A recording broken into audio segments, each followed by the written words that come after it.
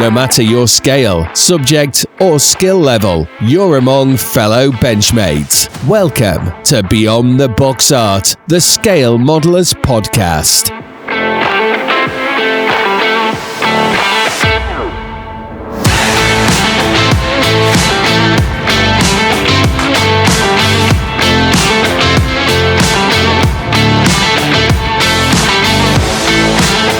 Welcome to episode 36 of the show, and we're joined by Jamie Tranter from Hollow Crown Miniatures and Paul Regan, former IPMS UK president, introducing us to the wargaming side of the hobby.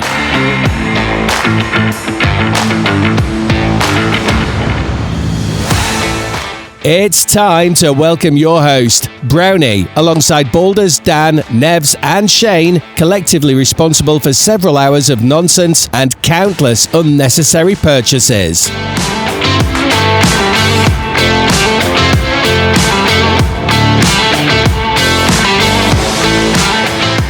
Hello Benchmates, and welcome to episode 36 of Beyond the Box Art.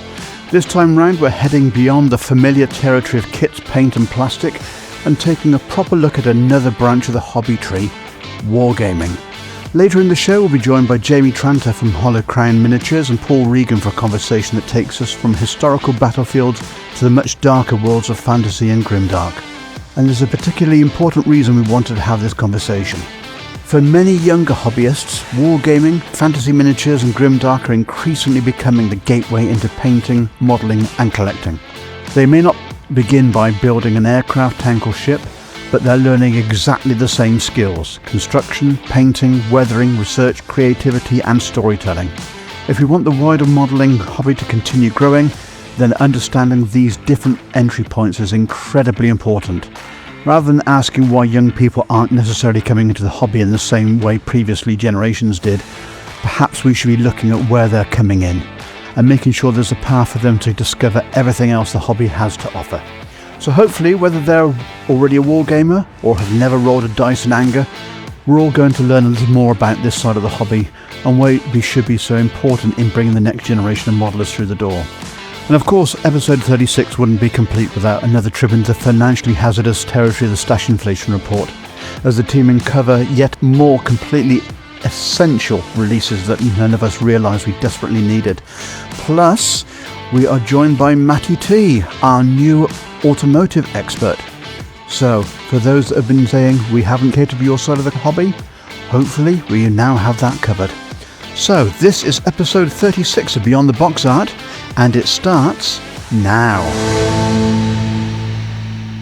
So, for episode 36, I am joined by Nevs. Hello there, everybody. Dan. Hello, Benchmates. Shane. How's it going, Benchmates? Boulders. Hello, Benchmates. That wasn't very Scottish. That's how you knew. He just said in the preamble you're going to do it in Scottish and he forgets it already. I know, but then you had a go at me for saying that. I go from like to the top, so I thought I'll just do it normal. As you've got the mic, you might as well tell us about what you've got on your bench. And by the looks of it, you've actually used a bulldozer to get the stuff on there. Yeah, I decided when I had a bit of time from doing other jobs that I wanted to do something with tracks. So I purchased earlier in the year, which was on the podcast back in February. I got the 1/16 M10 Achilles, and I have started that. A lot of prep work, drilling holes and that for additional panels and for inserting bits in. But to the minute, it's going together really, really nicely. The fit is tremendous, very Tamiya-esque, but I'm not looking forward to the tracks because there's 78 links aside I've got to do, and that includes everything. And they are workable. Well, it'll give you something to do. So I want some sort of natural sag, even though the Sherman chassis didn't really have that much of a sag, but you can still see they weren't super tight. I'm going to do the controversial where one of the tracks is the wrong way around. Because the British seem to do it to make them turn quicker, because apparently it was better to dig in and give them better traction. So that's what I'm going to do. If people go, well, that's not correct, sorry, but I've got plenty of books to say otherwise. Okay, so the catenary sag that you're talking about is obviously how much the track actually dips down in between the wheels, etc. Is there a given distance for each one, or is it separate, or is it to the vehicle? How does that actually work? I think it all depends on if it's been changed in the field or not. Okay, so basically you've got to pre-tension them. And in the field, they didn't have the ability to do that, I'm guessing what you're saying. Yeah, some of them did have a bit of a sag, or they did stretch, so there was a little bit of sag. Nothing like a panther or a tiger, because obviously they had quite a bit. So did the T-34 had quite a bit of a sag on their tracks, because they bored from the top idler wheels. So, yeah, I'm just going to play with it. There's plenty of tracks. There's 4 sprues, so it's everything shoehorns, track pads, and I'm looking forward to using the lock and load in anger, because that'll be great for doing some nice silver on the facing of the track pad. So I'm really looking forward to it. A lot of steps to do the wheels, so I'm debating whether to paint them all first and then put them together, or just to throw them together and then cheat using the AK interactive paint markers and paint the wheels, because they all move. So it's not like it's going to be that. So I might just do that. Okay. But yeah, I'm looking forward to it being finished. Just jumping away from that at the moment, Dan, you have something to do with tanks as well at the moment. Yes, mate, I do. The Moosaroo has come through, and I'm very relieved, I have to be honest, because my worst fears were going to be that it was going to be something post-war that went very fast and had wings on it, and I probably didn't know much about at all. So when it was an armoured vehicle, I did pray and say thank you, because, yeah, no, that's brilliant. It's not my scale, I have to say. 72nd is definitely not my scale, as everybody knows, my beloved 148. I wouldn't get that lucky, would I? But, yeah, I can say what it is, can't I? You can say what it is, and also the fact that somebody winds you up quite emphatically at the beginning to say that it actually was a post-war jet that you had to build. No, first of all, you told me it was a frog kit. Oh, yes, that was true. In a bag. And my heart started to beat a little bit faster. I thought, oh my God, this is going to be a nightmare. But no, really happy. So it's the Mark V Centurion from Vespid Models, and you seemed quite surprised that I knew who they were, and I only know because one of our club members back about 6 months ago, he bought a couple of the Vespid kits, and up until then I had never heard of them, and we got the box open during the club meeting and we're all poring over the plastic, and the detail is absolutely fantastic. The mold quality, I'm not sure this boxing that we're getting, because obviously it's got to come from Canada and I haven't got the crib sheet that comes with it or anything yet. I'm not sure the exact boxing, but I do know that one of the boxings comes with some 3D, I think it's a 3D printed cover for the gun mantlet, and I think there's a metal barrel in there and a small photo etch. Well, in 72nd, it'll be a very small photo etch fret and even tinier photo etch parts on there. I've already been mulling over some ideas, and I think I'm going to do a Suez-based vehicle. I'm not going to say exactly what just yet, but that's going to be my line of thought with it. Did they have Mark V's in Suez? They did use the Mark V's in Suez, yes. Because it's a Mark V 1-4 RTR British main battle tank you're getting. Royal Tank Regiment, yeah. I think they're 6 Royal Tank Regiment in there, so I'll go with that. But as always, these would have been bronze green or deep bronze green out the factory, because they weren't NATO green then. They certainly weren't NATO. No, definitely bronze green in the 50s, 60s. It would have been bronze green and then repainted in desert yellow. What's the British? I don't know what the standard British desert colour was for that time, for the 50s into the 60s. I think it's desert yellow. In any case, that's what it's going to probably go with.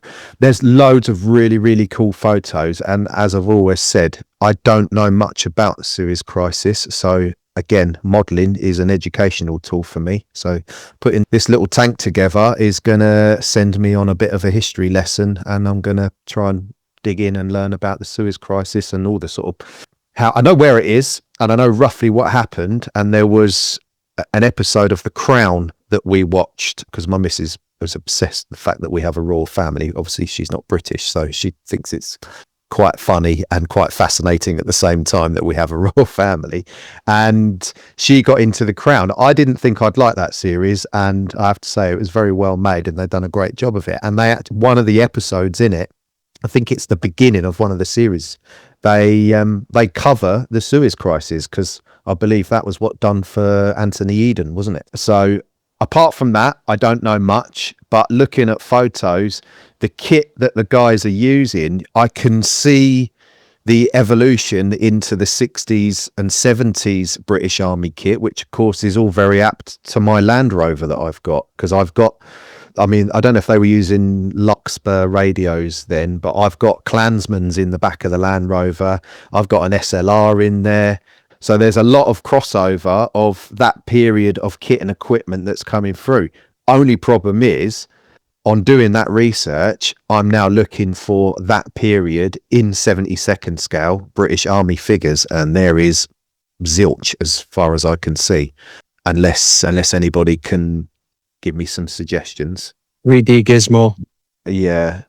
So that would be DMS boots or leather-soled boots with putties and summer lightweight trousers, probably 58. No, they wouldn't be wearing 58, but it'd still be 37 pattern webbing stuff, wouldn't it? 37 left over. 37 pattern in the 6, yeah. The 58 didn't come until 70s, I think. Yeah, it takes a long time to come through. And then quite large berets, radio gear, obviously shirt sleeves as well. They would be wearing, a lot of them had shirt sleeves because it was quite hot. If I do that, I don't know if I'm going to do a patrol sort of alongside of the tank or not, but I have seen a really cool photo of one dismounting HMS Puncher. Would it be HMS Puncher? Sounds about right. Landing craft ship or something like that. But yeah, Journey of Discovery, and that's what I'm going to do. I think I'm going to do the Suez one. Okay, so I'm completely ignorant to that side of the armour history. I know during the Suez Crisis, the RAF, the French, and I think there was another nationality that had yellow and black stripes, almost sort of D-Day type stripes painted on the aircraft. Did the vehicles have identifying marks on them? They had on the top of the from what I can see on top of the turret and sort of the gun mantlet bit, there is 2 white, quite crudely painted crosses. Okay. Whether they're just unit markings or they are, the fact that they've been painted on top, it might be we're here sort of markings, you know? Yeah. Again, I don't know. This is all what I need to dig into. I'm probably going to do it in some sort of box diorama, probably with some lighting. Tempted to do another ammo box diorama, but again, being 72nd scale, finding an ammo box or a British Army box that's suitable for that size. The other thing is as well is I don't really want to cut up militaria that's that old now, because that stuff is starting to get hard to find and obviously has a historic value in and of itself. And a few box dioramas have always told me, a few box diorama builders, I should say, have always said to me, don't build the diorama to the box, build the box to the diorama that you want to build. If that makes sense. Don't try and squeeze your idea into a small space. You have to, if that's how big the box diorama dictates in depth and size and the open window of it, then that's how big your diorama has to be. Looks like I've got some scratch building ahead of me as well. And then you'll get the script from Canada who says in the box you've got to turn it into a flower pot of petunias. Probably, yeah. Which this might all be all boy pie in the sky until that crib sheet comes through. But that's my initial idea. But I tell you what, even if it's not that and we have to do something else, it's still a diorama that I'd like to try. Probably then in 135th, because I know that a AFV club do a decent Centurion, I think, in 135th. 35th they do. Yeah, they do it in 35th, and they do the Mark. I think they do the Mark 5 as well. They did use these in Vietnam as well, didn't they? Australians 5-1. That's it. That's what I saw. There was a famous one, which I'm not going to, because if kids are listening to this, there is a famous Australian Centurion Mark 5-1 which had the big massive spotlight on it, and it's called Something Eater. Ah, okay.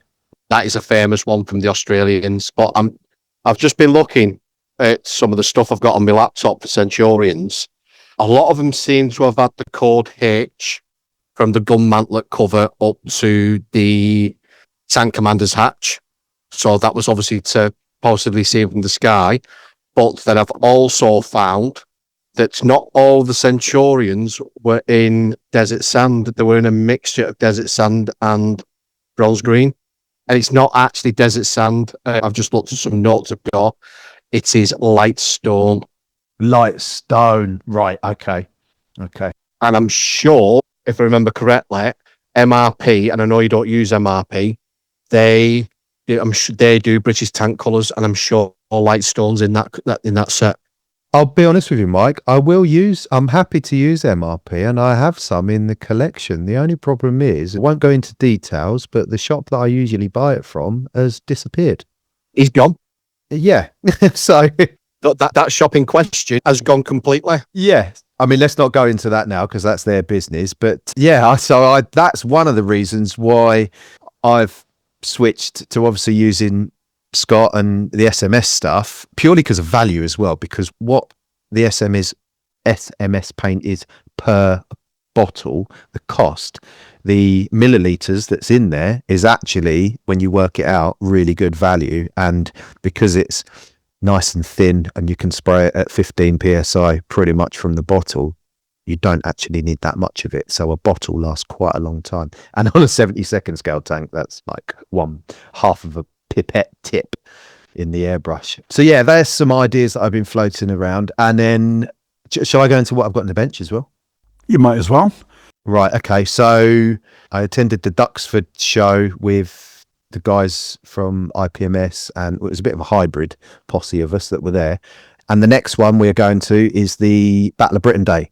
So we've been tasked to take some Battle of Britain related stuff. And as everybody knows, I don't usually build Spitfires apart from the one that I built recently, which was Don Gentile's, and that's a Eagle Squadron one. So I've pulled out the stash, the little Tamiya 148 Austin Tilley that I'm going to do in RAF colours. Fantastic. Brilliant. Apparently, the RAF didn't actually use Austin Tilleys in this grey. So this is going to be a what if. It's painted now, so that's going to be a what if. And if anybody says anything, it's my model, and I wanted to paint it that way. And if you don't like it, there's the door. Oh, dear. And I've also, because I know we're going to be talking about figures in a little while, I haven't painted a figure for quite a while, and I really, really enjoy it every time I do. Only because I've done quite a few now, and I'm getting to a relatively happy standard where I can look at a figure and say I'm really happy with that. I quite enjoy it. Still room for improvement, but they're at a stage and they don't look like if they've been dipped in a bucket of Dulux. So I've ordered an RAF rider. He's sitting in his print frame at the moment. He's got the scaffolding around him. He's an RAF rider who's riding an old, could be an Ariel or could be a Royal Enfield, beautiful old twin cylinder motorbike with lovely flat handlebars and a bicycle saddle seat. It wouldn't have been old at the time. No, it would have been the latest gear. And here, the company have printed both lots. The back lot, ignore them, but don't ignore them. They are US bomber crew figures in 1/32nd scale. And in front of them, on the same plate, is 2 standing RAF figures with their life jackets on and their boots, and one of them smoking a cigarette, and they just look awesome. So can't wait to paint those. And also, finally, it cooled down enough for me to get a coat of matte on Piccadilly Lily here, which is my 148 B17. Oh, yeah, look at that. So there she is. I've still managed to do it with the wings separate because you can't fit the whole lot in the spray booth. But yeah, we're getting somewhere with it now. How did you find the decals? Do you know what? Absolutely fine. I don't know what all the blimmin' fuss is about with Edward decals. Absolutely fine. Did you get the film off? You don't need to peel that film off. Don't need to do that. But don't forget, I use lacquer clear coats, so that they went down over them absolutely beautifully, and you cannot see it. You just can't see it. The only thing I did do was trim around the decals on the sheet, so where the square D is on the tail, I trimmed right up to the edge of it with a scalpel to leave there. as little as possible, and around the big A on there. Obviously, the serial number on the back you can cut individually if you want. There is decal film there, but unless you literally got it right up to your face, you can't see it. You just can't see it. Well, there's that old trick that we was told as well regarding the lighter fluid. If you put the lighter fluid around it, it just dissolves it away. Yeah, I didn't really want to risk it because I want this done, and I didn't want another disheartening experience of going, oh, I've effed that up. That's going back in the box and back on the shelf now for a while. You could always try it on a paint mule. Yeah, just try it on a paint mule. I could. Saying that, the decal sheet that you get with this bloody 100th boxing, there's about 4 pages of it, and they're A3. Oh, there's tons of decals in the box. You just get so many. I wish I'd have bought it when it come out. I wish I'd have bought Overtrees for it, because there ain't none of them left now. If you go to, I did have a look at this year's Telford and said to the guy, I don't suppose you've got any B17 Overtrees, and he looked at me and was like, no, mate. So anyway, Just holding it up there, you're talking about the decals. Is the star and bar supposed to be that way up? which way up? He's winding you up, Dan. I should know better by now, shouldn't I? I didn't buy it. There we go. Nearly. Just reverting back to the Centurion SMS Do BSC number 61, but it is a World War II because, to be honest, there wasn't that much different time frame. There's only 7 or 8 years. Was it 56? Was it fit? Is it 9? Yeah, 9 years. Oh, 11 years. Yeah. They would have still been using that stock and that recipe, wouldn't they? Yeah. So there's PL 144 British Lightstone. So they do it, and they also do Portland stone as well. So if you want to do a few light and dirties, then you could use the Portland to bleach it. Yeah. The other thing I may do, I think all of us are going to be doing, is tapping up the 172nd guru, Mr. Alex Clark, because I think we need to get him on and have a little chat about building this scale, because this is going to be a bit of a new experience. I didn't do 72nd vehicles as a kid. I didn't do any of that. So I did the Matchbox Challenger and stuff like that from Revell. I did quite a few, because when I was in the cadets, we used to have to do a diorama, and it was always a 72nd military vehicle. Really? Yeah. They are good. I mean, imagine these. Have you built one of these Vespid kits? I've seen one built. The Lincoln Length tracks on it, I think, is genius, because a lot of people generally just give you rubber band tracks, and I don't think they look right on that. It just makes it look toy-like, but because of the Lincoln Length, they do look better, a hell of a lot better. Yeah.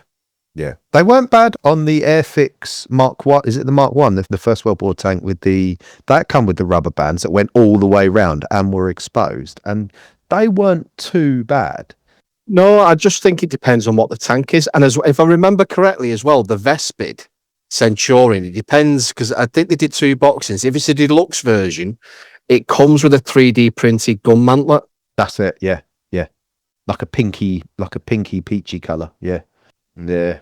It's like a pinky peachy colour. So you get the gun mantlet, you get the barrel, you get photo etch, and then the decal sheet. There's enough there to 7 or 8 vehicles. Just imagine opening that up as a kid when you built them. That would have absolutely blown your mind, that quality, wasn't it? As I said the other day, we've never had it so good in this hobby. There is so much choice for whatever your budget, and so much quality in a box containing a model kit now. If you choose right and you know the game, if you've been in a little while, if you're totally new to it, then, as we're probably going to talk about, most kids getting into this are not building what we're building, let's face it. But yeah, because I think Vespid as well did the Challenger, and not the latest Challenger. I'm on about the Second World War. I think it's the A30 Challenger?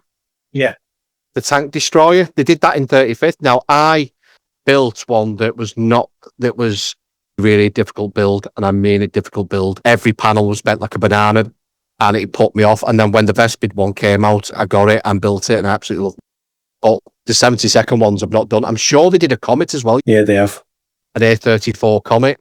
it's not my scale, mate. So I'm in 48 land, so it's not really that I... Listen, you might turn and do 72nd, because then, one, it's less space, because if you're only doing a vignette...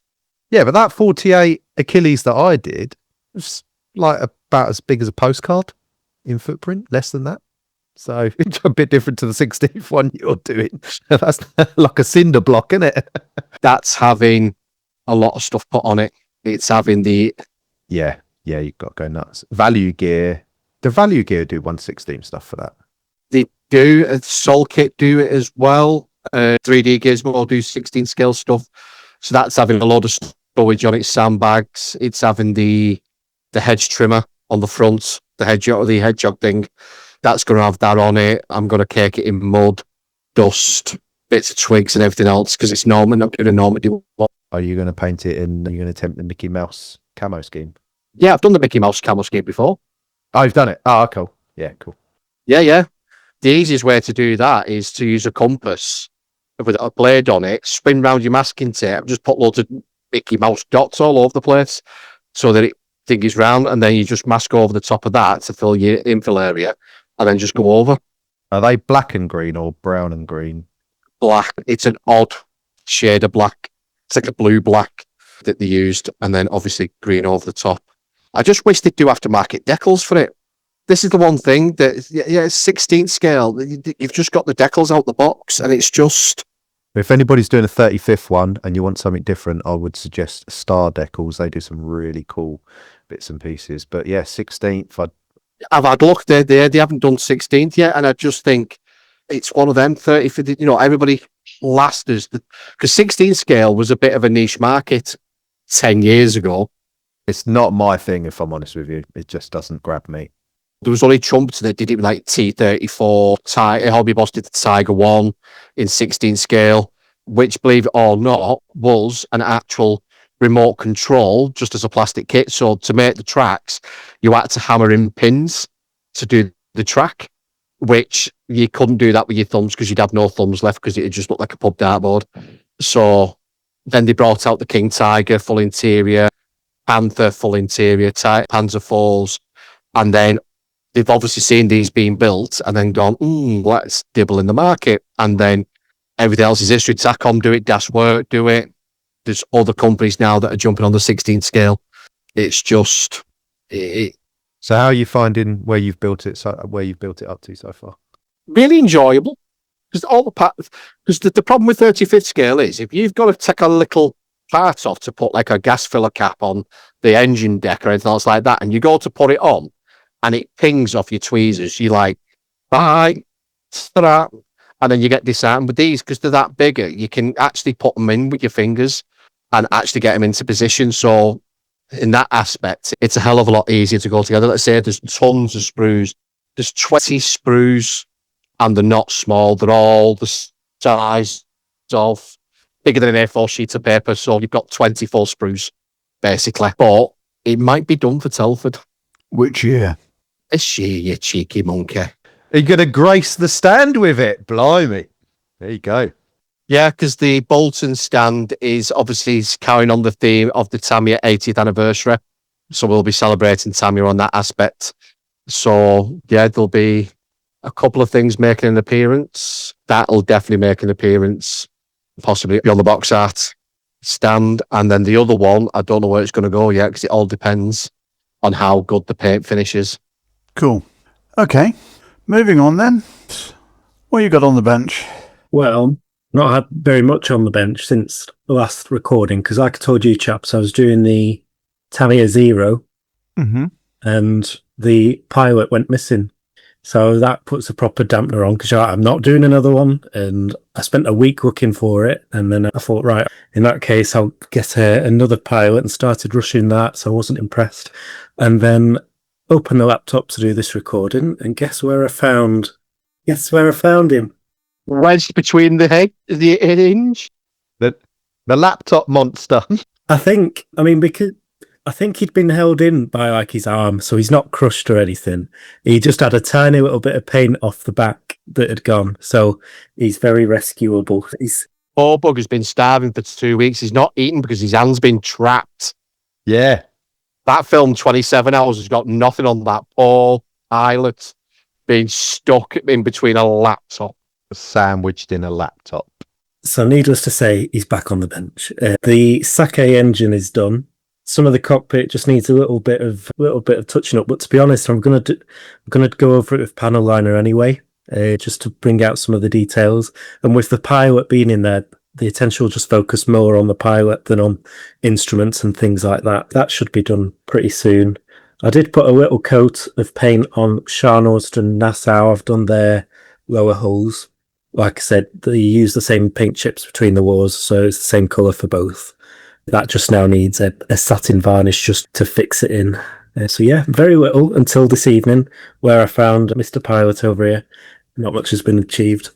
Okay, and what have you been spending your cash on then? I spent a little bit on the Jablum sale, obviously for the business, and partly for myself. So I got the Airfix B24D, which I've been after for a while. I don't know if it'll have the cockpit glazing problem with the wrong one in, because they said that some boxes shouldn't. Okay. So we'll find. Yeah, we'll have to wait and see. It's going to be a long time before I crack the lid on that. Well, Dan's your expert. Yeah, they'll send you out a sprue, mate. Just contact them and they'll send you probably all of the glazing set. They just stick it in a bag and send it out to you. I've got the Academy one to build alongside it. I want to do what I call the Snow White Squadron, which were based in North Africa and did the Poesti raids. I do like the desert camouflage on the B24, I must say. But when I get round to it, I will do it in that camo. But that's it in terms of models. Just the B24. I did get some dry transfers. I don't know how dry transfers will work in terms of the lettering for things like the Zero, because I'm doing them all for 601 Cockatoo. It makes sense that the lettering stays consistent across all of the aircraft. So it is a bit of a brighter yellow. It's like a lemon yellow, brighter than I like, but if they work, so I'll use those. If you're having difficulty with it, you could always put the dry lettering onto some clear decal film rather than putting it straight onto the model. Yeah. If you're thinking of it as an issue, especially on that scale. I mean, the Hasegawa Zero, which I've got there and I'm tempted to crack open as well, that has a lot of numbers ready to go.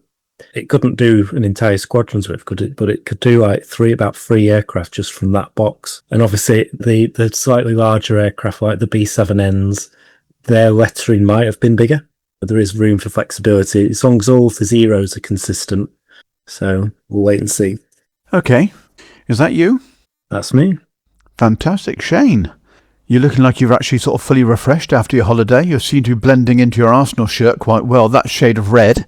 Yeah, 2 weeks away. It's been lovely spending time with the kids and obviously the wife. Yes, loads of time on the beach. It's been brilliant. And for those that didn't listen to the last episodes, I've just been to the Isle of Wight for 2 weeks. And we did manage to visit a few shops whilst we were there. How much did you spend? Managed to get around 4 different model shops on the island. And I'll come on to it then. We picked up 3, I picked up 3 models for the kids. Jacob had 2 and Edward picked up 1, which is already built. How much do you think for 3 Gundam models? Knowing you, probably a couple of hundred. Nowhere near. No, I'd say about 80 quid. I'd say 100. I'm going to put you out your misery. And I will frame it in Kevin's words from upstairs, downstairs, who can I just say are an amazing model shop and the service is top notch. Kevin said a measly £19 that will be. So for £19, I picked up 3 Gundam models after having a really lovely chat with Kevin, who's, like I say, him and Max are top guys. They told me they've been stocking Gundams for a good few months now, and it's a very popular line to the business, which is really good news for me to hear, as you know. So yeah, that's what we've been spending the money on. Obviously, an ice cream, but we've been working on a couple of little projects whilst we've been on holiday. I took with me my metal frame V-Tiger new Gundam, which I'll put some pictures on the Benchmates page as well. But like most Gundams, it's all pre-painted. But this thing is pretty mean, actually. Really enjoyable build. I say the full metal frame. It's got some weight to it as well. But colours. I sent you boys some pictures of the backpack and the booster rifle just before we started the recording. And there's a lot of colours, a lot of sprues.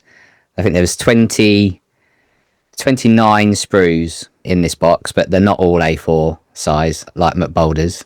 But yeah, it's been a really enjoyable build for the 2 weeks whilst I've been away, and I only needed to take a pair of nippers and a blade and some sanding sticks. Yeah, jobs are good in. a very enjoyable holiday. We're literally just back now, straight onto the podcast. And yeah, that's it, to fill you all in on our travels. As it should be. I must admit, I've been really mean whilst you've been chatting away. I've shared an image from the TV series Little Britain of the Dennis Waterman character holding an absolutely massive ice cream. The story of scale. The story of scale, yeah, there you go. I'm surprised that came from you and not Nev's, actually. It's catching on. But yeah, anyway, that's me. You didn't ask what I spent money on? Yeah, I know, we haven't got that long. We've got a guest waiting to come on the show. Go on then, what have you spent? Well, you know what I've spent.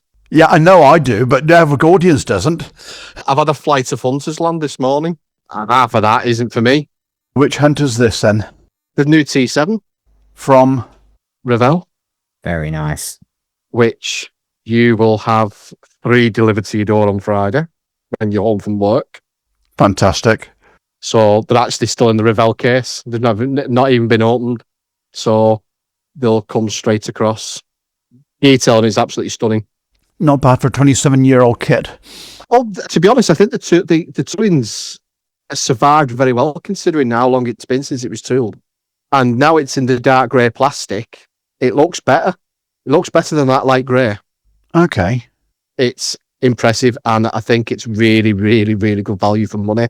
And what I didn't know you got inside is that you get the ejector pull handles for the ejector seat in 3D print. Yes, there was a little story behind that. Luke told me down at the Avon show. They may have forgotten to put that onto the sprues, hence why they've put them in as a 3D print rather than to try and modify the sprues. I think it's better as a 3D print because they're a lot thinner than would be on the normal kit injection, because I've got Hunters coming at my ears in 30 seconds. Yeah. But what colour SKUs do you get in the box? So you get, give me an Unus Momentus, because I've actually got the instruction manual here. So you get the Hunter T7 XL591 from 208 Squadron, which is a full wraparound, which, if I remember correctly, that was the same airframe that was at RAF Finningley for the Silver Jubilee. Yes. Which was in red, white and grey scheme at the time. 4 FTS. Yep. Then obviously you get the 92 Squadron Blue Diamonds, which has got a accreditation to Mr. Paul Pendleton-Brown. I don't know who he is. Who's that? Yep. Luckily enough, I've still got my Fisher Models Hunter T7 conversion, so I've got a bit of extra decal schemes, so I could possibly do a 74.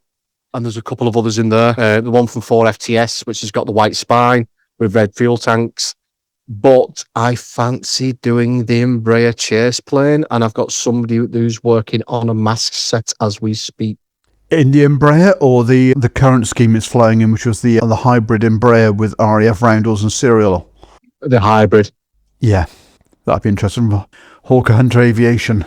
With a couple of camouflage fuel tanks on it to really... Of course. Make it that bit special. But the detail on the cockpit floor is absolutely sublime. Brilliant. Absolutely sublime. Raised rivets on the bulkhead. You do get, however, a single seat canopy in the box. That's novel. Because the landing lights are on that sprue. So instead of just nipping it off and keeping the single, so basically those that have got Hunters that need a new canopy going to be made up because there's one free in the box. Oh, well. Apart from that, anything else you've been spending your cash on? Oh, yes. I bought the other half a model of Bo-Katan from Mandalorian yesterday. So she's massively into Star Wars. And to be honest, for the money, even though they're a bit like Gundam from a company called Blockies, they're absolutely superb. The Mandalorian one she's got with Grogu is ace. The Vader one is absolutely superb. Could do with a little bit of an LED light in the lightsaber to make that glow red. But for the money, I think they range from 20 to 25 quid. But the cracking value for money. Fantastic. Okay, well, with that, we'll take a short break and we shall come back with the Stash Inflation Report.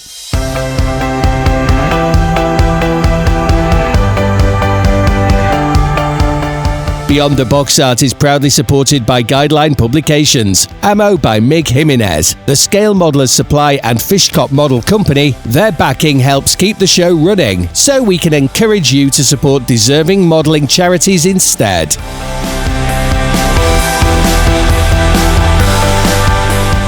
Fishcop Models, elevating scale modeling to an art form. Experience highly detailed 3D printed upgrade parts that bring true authenticity to your builds. Creators of the acclaimed Rolls-Royce Merlin engine set for both the Kotare Spitfire and the Dambusters set for the Border Models Avro Lancaster. For bespoke design and printing, our service is as precise as it is personal, all at a reasonable price. Please take a look at our products on www.fishcopcompany.de. Shipping is available for all of our products worldwide. The bank balance is nervous, the shelves are full, and temptation is everywhere. Welcome back to another dangerously persuasive Stash Inflation Report. It's time to open the hangar doors and hide the bank cards as I bring you the latest aircraft releases in this episode's Stash Inflation Report. Kinetic have announced another addition to its 1-48 scale Starfighter family, and you certainly won't lose this one on the display shelf. This is the F104S Italian Racing Red, or for those that know the particular brand, it's Cosa Rosa. Finished in this absolutely unmistakable bright red Italian scheme, if natural metal and camouflage are becoming a little too sensible, this should provide a suitable colourful alternative. Price and release date are still to be announced. From a checker prints comes something rather unusual, a highly detailed TBM 700. This 3D printed kit will be available in 32nd scale, 35th scale and 1-48 scale. But sadly, for the gentleman scale contingent, there are no current plans for the 72nd scale version. The digital model reportedly contains around 5,000 individual objects and 65.5 million polygons, for those that are really interested, so they certainly haven't skimped on the design work. It will include an open door option, access ladder, and complete door and wing assembly. Pricing and release details remain to be confirmed. Thigh Molds have now announced Japanese shipping dates for the two new 1-72nd F4G Wild Weasel boxings. The versions listed as Coastal War is due to be shipped on the 4th of September, with deliveries beginning from the 7th. The Sea Camouflage Limited Edition falls on the 11th of September, with the arrivals expected from the 14th. Both represent the long-awaited Wild Weasel member of the Thigh Molds Phantom family and feature a newly moulded lower fuselage to reproduce the aircraft's distinctive underside accuracy. Lake scale models have revealed that work is underway on the first 72nd scale project, the Hawker Siddeley HS-121 Trident 1C. The principal airframe components have already been completed, and the attention is now turned to the cockpit, undercarriage and engine nacelles. There's no price or release date just yet, but a newly tooled Trident in 1-72nd should certainly interest airline builders and require a reasonably substantial shelf. Meanwhile, Hobby 2000 have several releases heading our way. In 1-48 scale, we have the Harrier GR5 and the Douglas A4E/F Skyhawk. Moving down to the 72nd scale with the two high-speed Junkers variants, the JU88S1 and the JU88S3. Prices and release dates are still to be confirmed, but that's 4 more opportunities to buy familiar plastic in some potential interestingly new boxings. Armour Hobby is returning to the early war Curtis family with the 72nd Curtis H75A1 and A2. Marking choices and release details are still to come, but given Armour's previous fighter kit, this will undoubtedly be the centre of attention from 1-72nd scale builders. Edward is also prepping a 48th Douglas A20G Havoc in cooperation with HK Models under the new HKM branding. This is the solid nose attack version armed with 6 forward firing half-inch machine guns, because sometimes subtlety is overrated. Expect Edward's usual selection of enhancements to accompany the HKM plastic. AP have announced another substantial batch of 72nd scale releases. First off is the MiG-21 F-13 Fishbed E, supplied with 3D printed parts and paint masks. This is joined by the Cessna T-50 Bobcat and the JRC-1, and the Cessna Crane Mark 1A and the UC-78. The Gosling Mark 1 and Widgeon and finally down to the Guillotine D510. Each of those boxes will also include paint masks, making life slightly easier for anyone who prefers building models to cutting tiny little pieces of masking tape. Finally, Micromedia is re-releasing the wonderfully unconventional Blériot 125 in 72nd scale. It's one of those glorious, eccentric French aircraft designs that looks as though several different ideas arrived at the drawing office simultaneously and nobody had the heart to reject any of them. If you missed it first time round, another opportunity is on its way. And that's everything from the aviation desk this time. Your bound balance may have survived the aircraft releases, but don't just relax just yet, because Dan is waiting with the latest armour-shaped ways to flatten it. Over to you, Dan. Time to swap wings for tracks and get stuck into the latest armour releases. This week we've got a bit of everything. Something shiny, something heavily armed, and 11 Germans apparently having a well-earned sit-down. First up, Border models with something a little different. They're releasing a Leopard 2A7 Chroma series in 1/35 scale. It's kit number BG001. Now this is a pre-painted version and it comes with pre-painted photo etch, a metal barrel and fabric parts included in the box, so potentially a very impressive Leopard without quite as much time spent staring at the paint rack, wondering which shade of NATO green you actually need. Price is still to be announced with release expected in October. Next up, AFV Club are bringing us the IDF M1045A1 OREV Humvee TOW missile carrier, that's a mouthful, in 1/35 scale, kit number AF35359.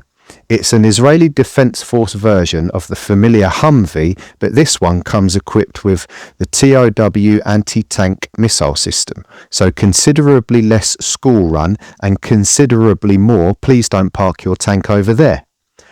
No confirmed price or release date on this one yet, but it's certainly one to keep an eye out for if modern IDF subjects are your thing. And finally this week, something for the diorama builders from Dynamo Models. Their new German infantryman at rest 1939 to 1942 full set gives you no fewer than 11 figures in 1/35 scale. The figures have been sculpted by Greg Girault and are produced in 3D printed light grey resin, with the full collection coming under kit number DYM Big Set 5. As the name suggests, these aren't 11 blokes charging heroically across a battlefield.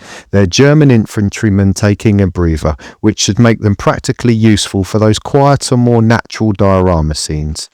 The complete 11 figures there is priced at €160, and that's your armour stash suitably inflated for another fortnight. Try not to buy all 11 figures just because one of them looks like he'd fit perfectly beside that half-built Panzer you've had on the shelf since 2019. Right, from tracks to something considerably wetter. Nevs, what's floating our way this week? Thanks, Dan. Right then, Benchmates. Welcome back to the wetter side of the Stash Inflation Report, where this fortnight we've got Japanese carriers, American battleships, and enough submarines to make the North Atlantic look distinctly more nervous. Starting in Japan, Bunker Studio are releasing a 3D upgrade set for the 1/700 scale Japanese aircraft carrier Hiya. This will include the main masts. These should be high detail and very noticeable improvements for your 1/700 scale Hiya. And always with bunker model. If you want them, get them fast. Fujimi are re-releasing their IJM carriers in 1/700.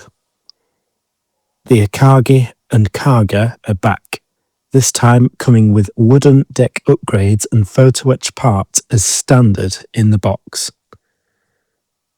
Both are available in full hull configuration, with the Akagi also releasing in waterline with a plastic seascape base. On the topic of Japanese naval subjects making a comeback, Hasegawa are re-releasing their 700 scale battleship Issei as she appeared following her hybrid carrier conversion. In a bid to replace the IJN's carrier aviation following Midway, Issei and her sister ship Hyuga lost their 5th and 6th 14-inch turrets in exchange for flight decks and rotating catapults. Issei replaced her captain too, taking on Hase Shinzaburo, and in this configuration she could carry between 22 and 24 aircraft, including adapted D4Y Judy and E-16A Jake float planes. This boxing will be a full hull release, which is rare for Hasegawa in this scale, together with a wooden display stand and photo etch. Triumph model are working on the USS Arizona again in 1-700. This will be a plastic injection kit with 3D parts and photo etch upgrades, including the railings and fire control directors. Now this is definitely one to keep an eye on, and with the speed at which Triumph model are releasing kits these days, I wouldn't be surprised if we can see the Arizona in time for the 85th anniversary of Pearl Harbor this December. V Hobby are releasing the USS Iowa in 1-700 scale.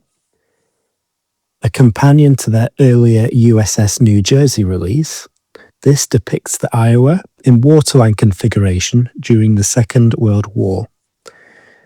The kit will be available in 2 boxings, a standard offering with just the plastic parts, and a deluxe edition with photo etch and brass gun barrels.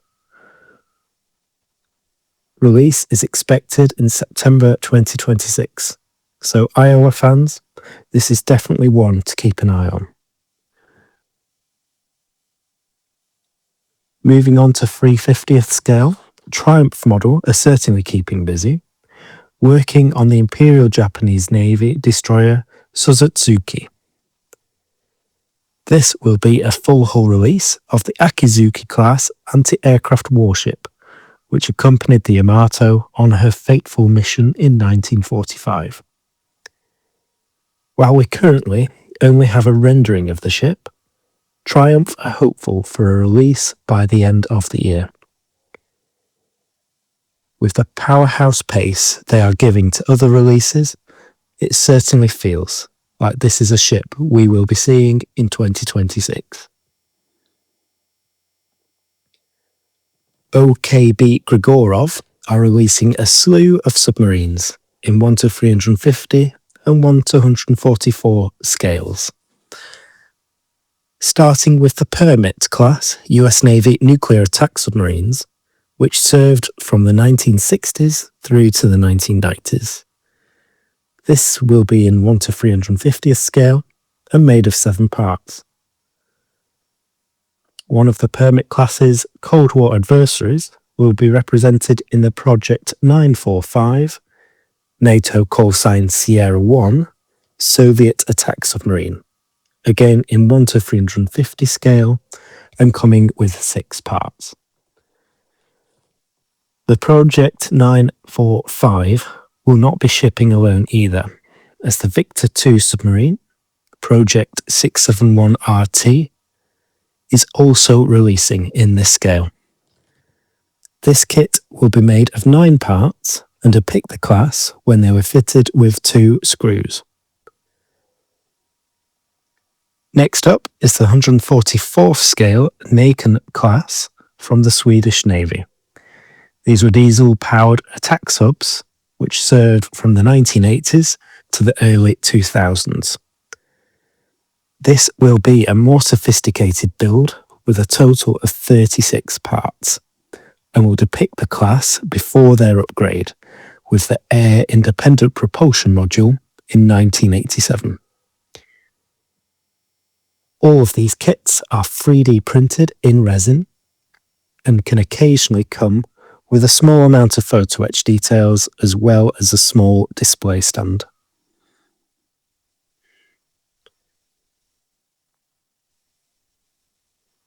So there we are, folks.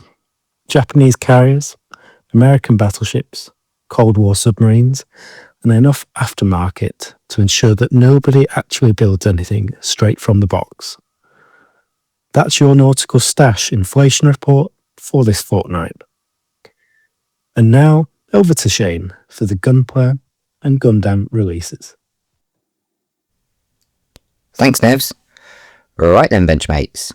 If you thought the stash was already looking dangerously full, well, I'm afraid I've got another handful of reasons for you to completely ignore all available shelf space and financial planning. Let's get into the fortnight's Gunpla Sci-Fi Stash Inflation Report. And first up is from Shenzhou Model with the 2207Y MGX Gundam Unicorn 02 Banshee. That might sound familiar, but this one is the no LED version.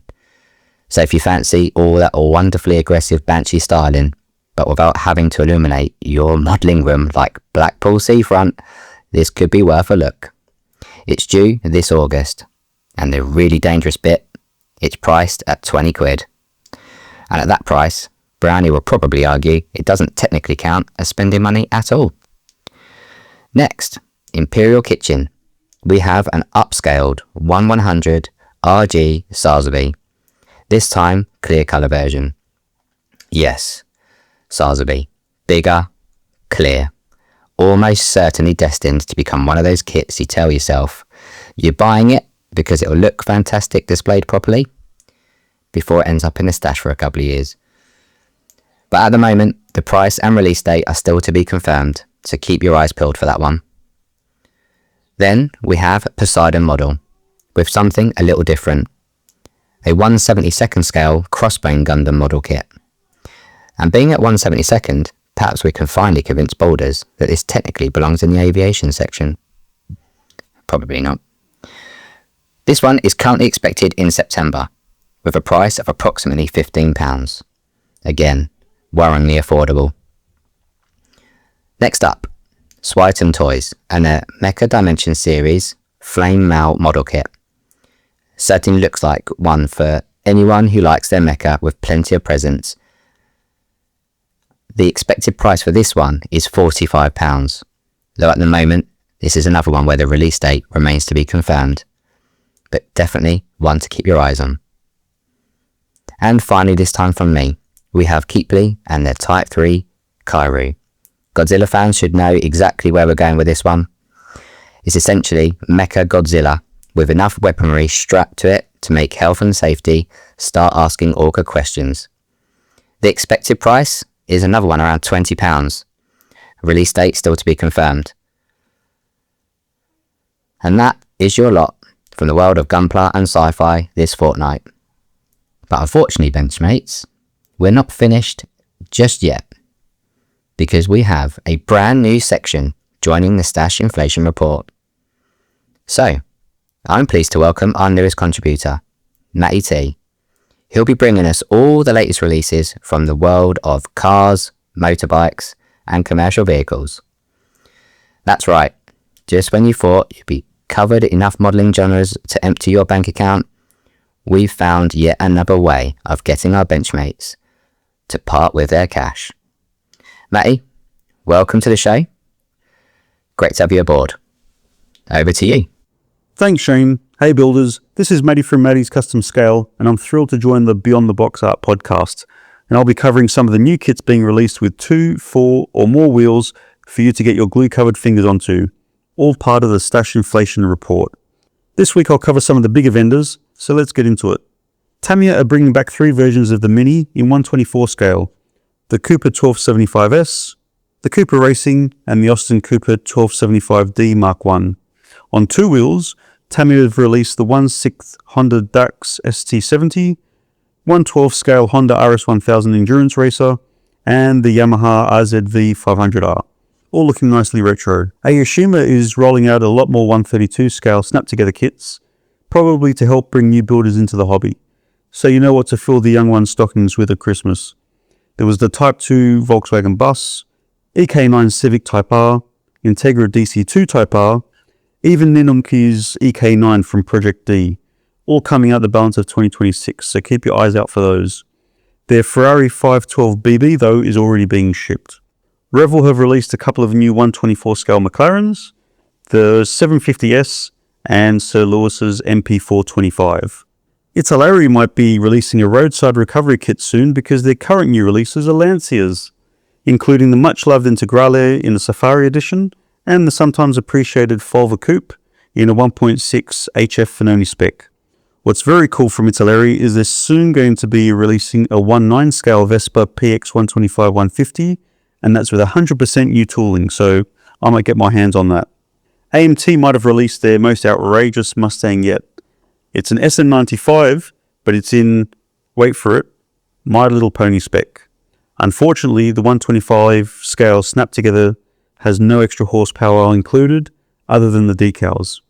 A few more releases include a 76 Ford F-150 short bed, the much-loved 91 Silverado SS454, a 72 Duster Sox & Martin Pro Stock spec, and the big old school Mack B61 ST truck. AMT also showcased some hot up-and-coming kits with all new tooling, the Hot Wheels Twin Mill Push Fit kit and the 55 Chevy Gasser Candy Striper. They're available in a standard kit version, but there's also an awesome retro packaged and coloured chrome-plated limited edition version.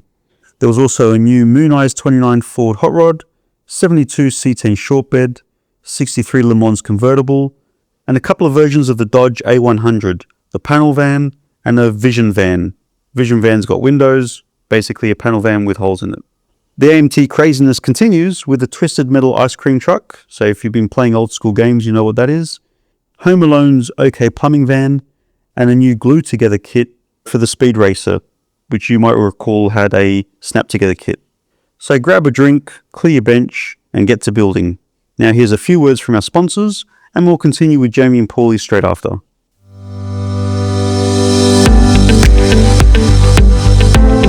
Do you want cutting-edge detail for your kits?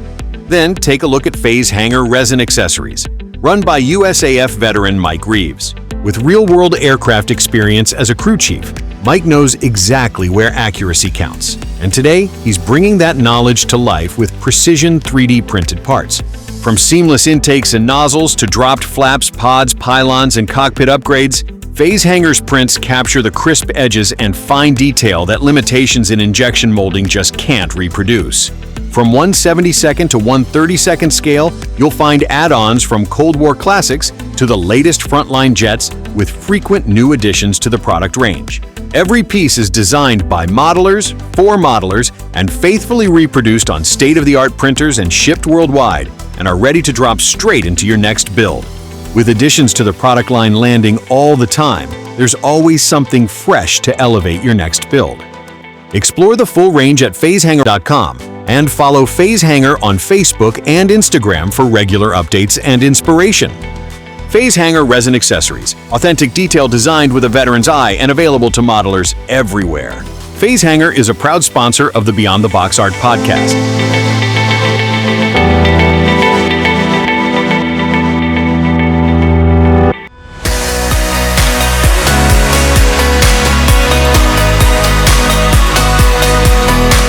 It's time for the Guideline Publications monthly magazine update with what's coming up in September.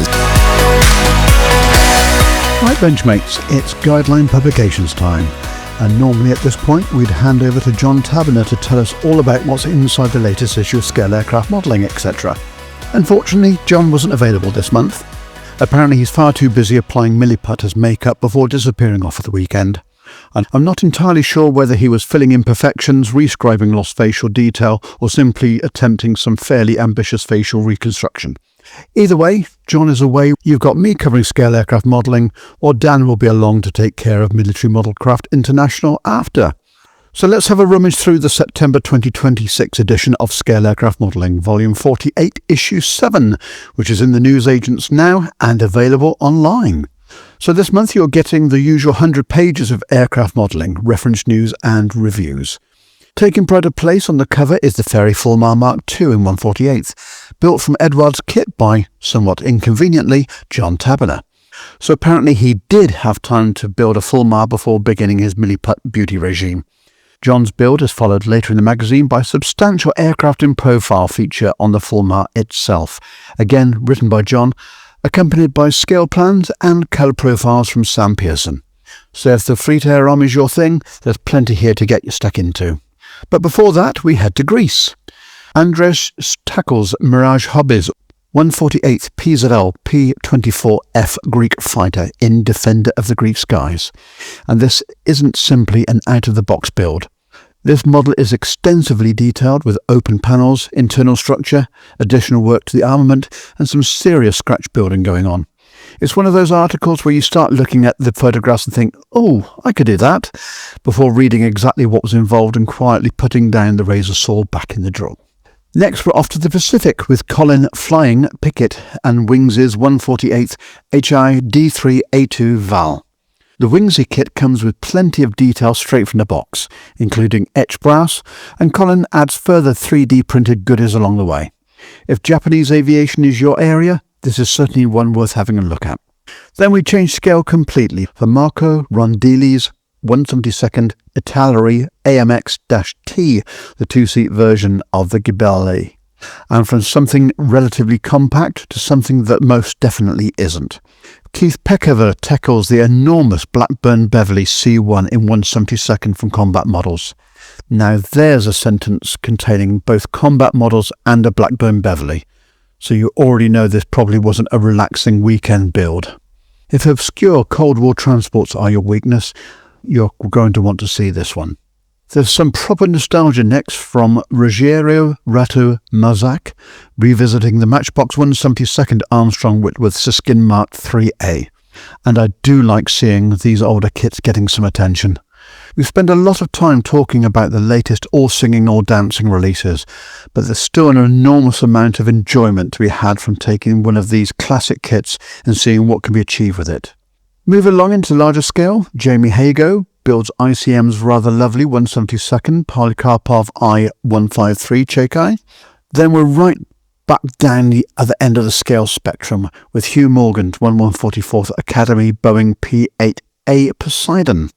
And rounding out the main aircraft builds, Francisco Pagoli takes a look at the Lockheed TF-104GM Starfighter in Last of the Last. So you've got everything from interwar biplanes and the Fleet Air-Arm fighters through to modern maritime patrol aircraft and Cold War jets.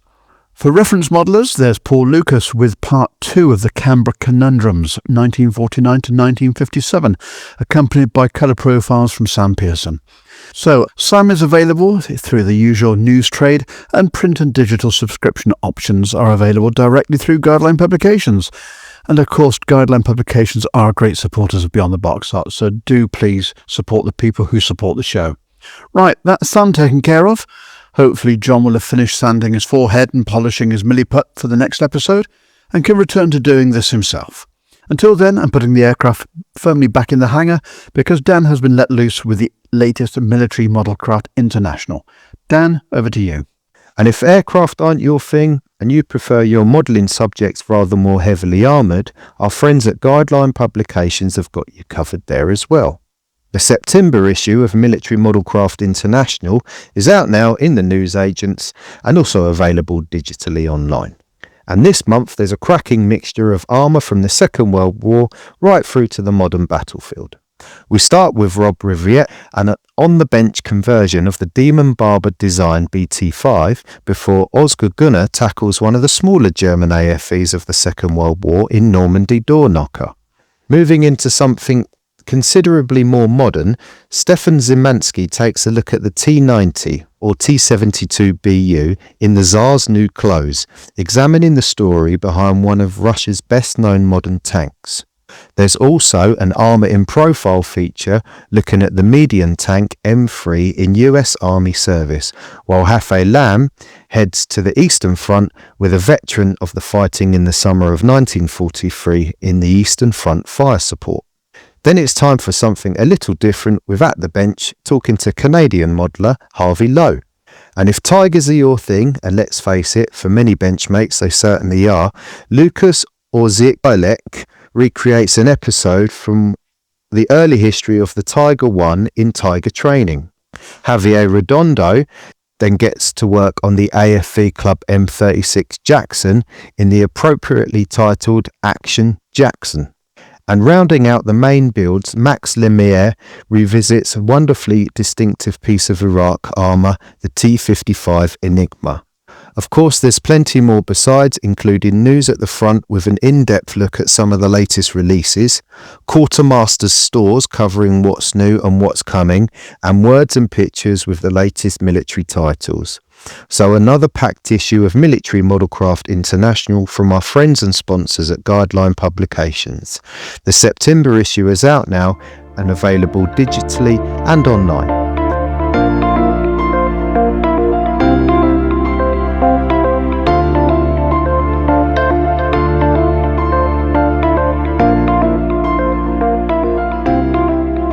And now, our featured interview. Conversations with the people shaping the hobby, from individual modelers to leading manufacturers, exploring every aspect of scale modelling together.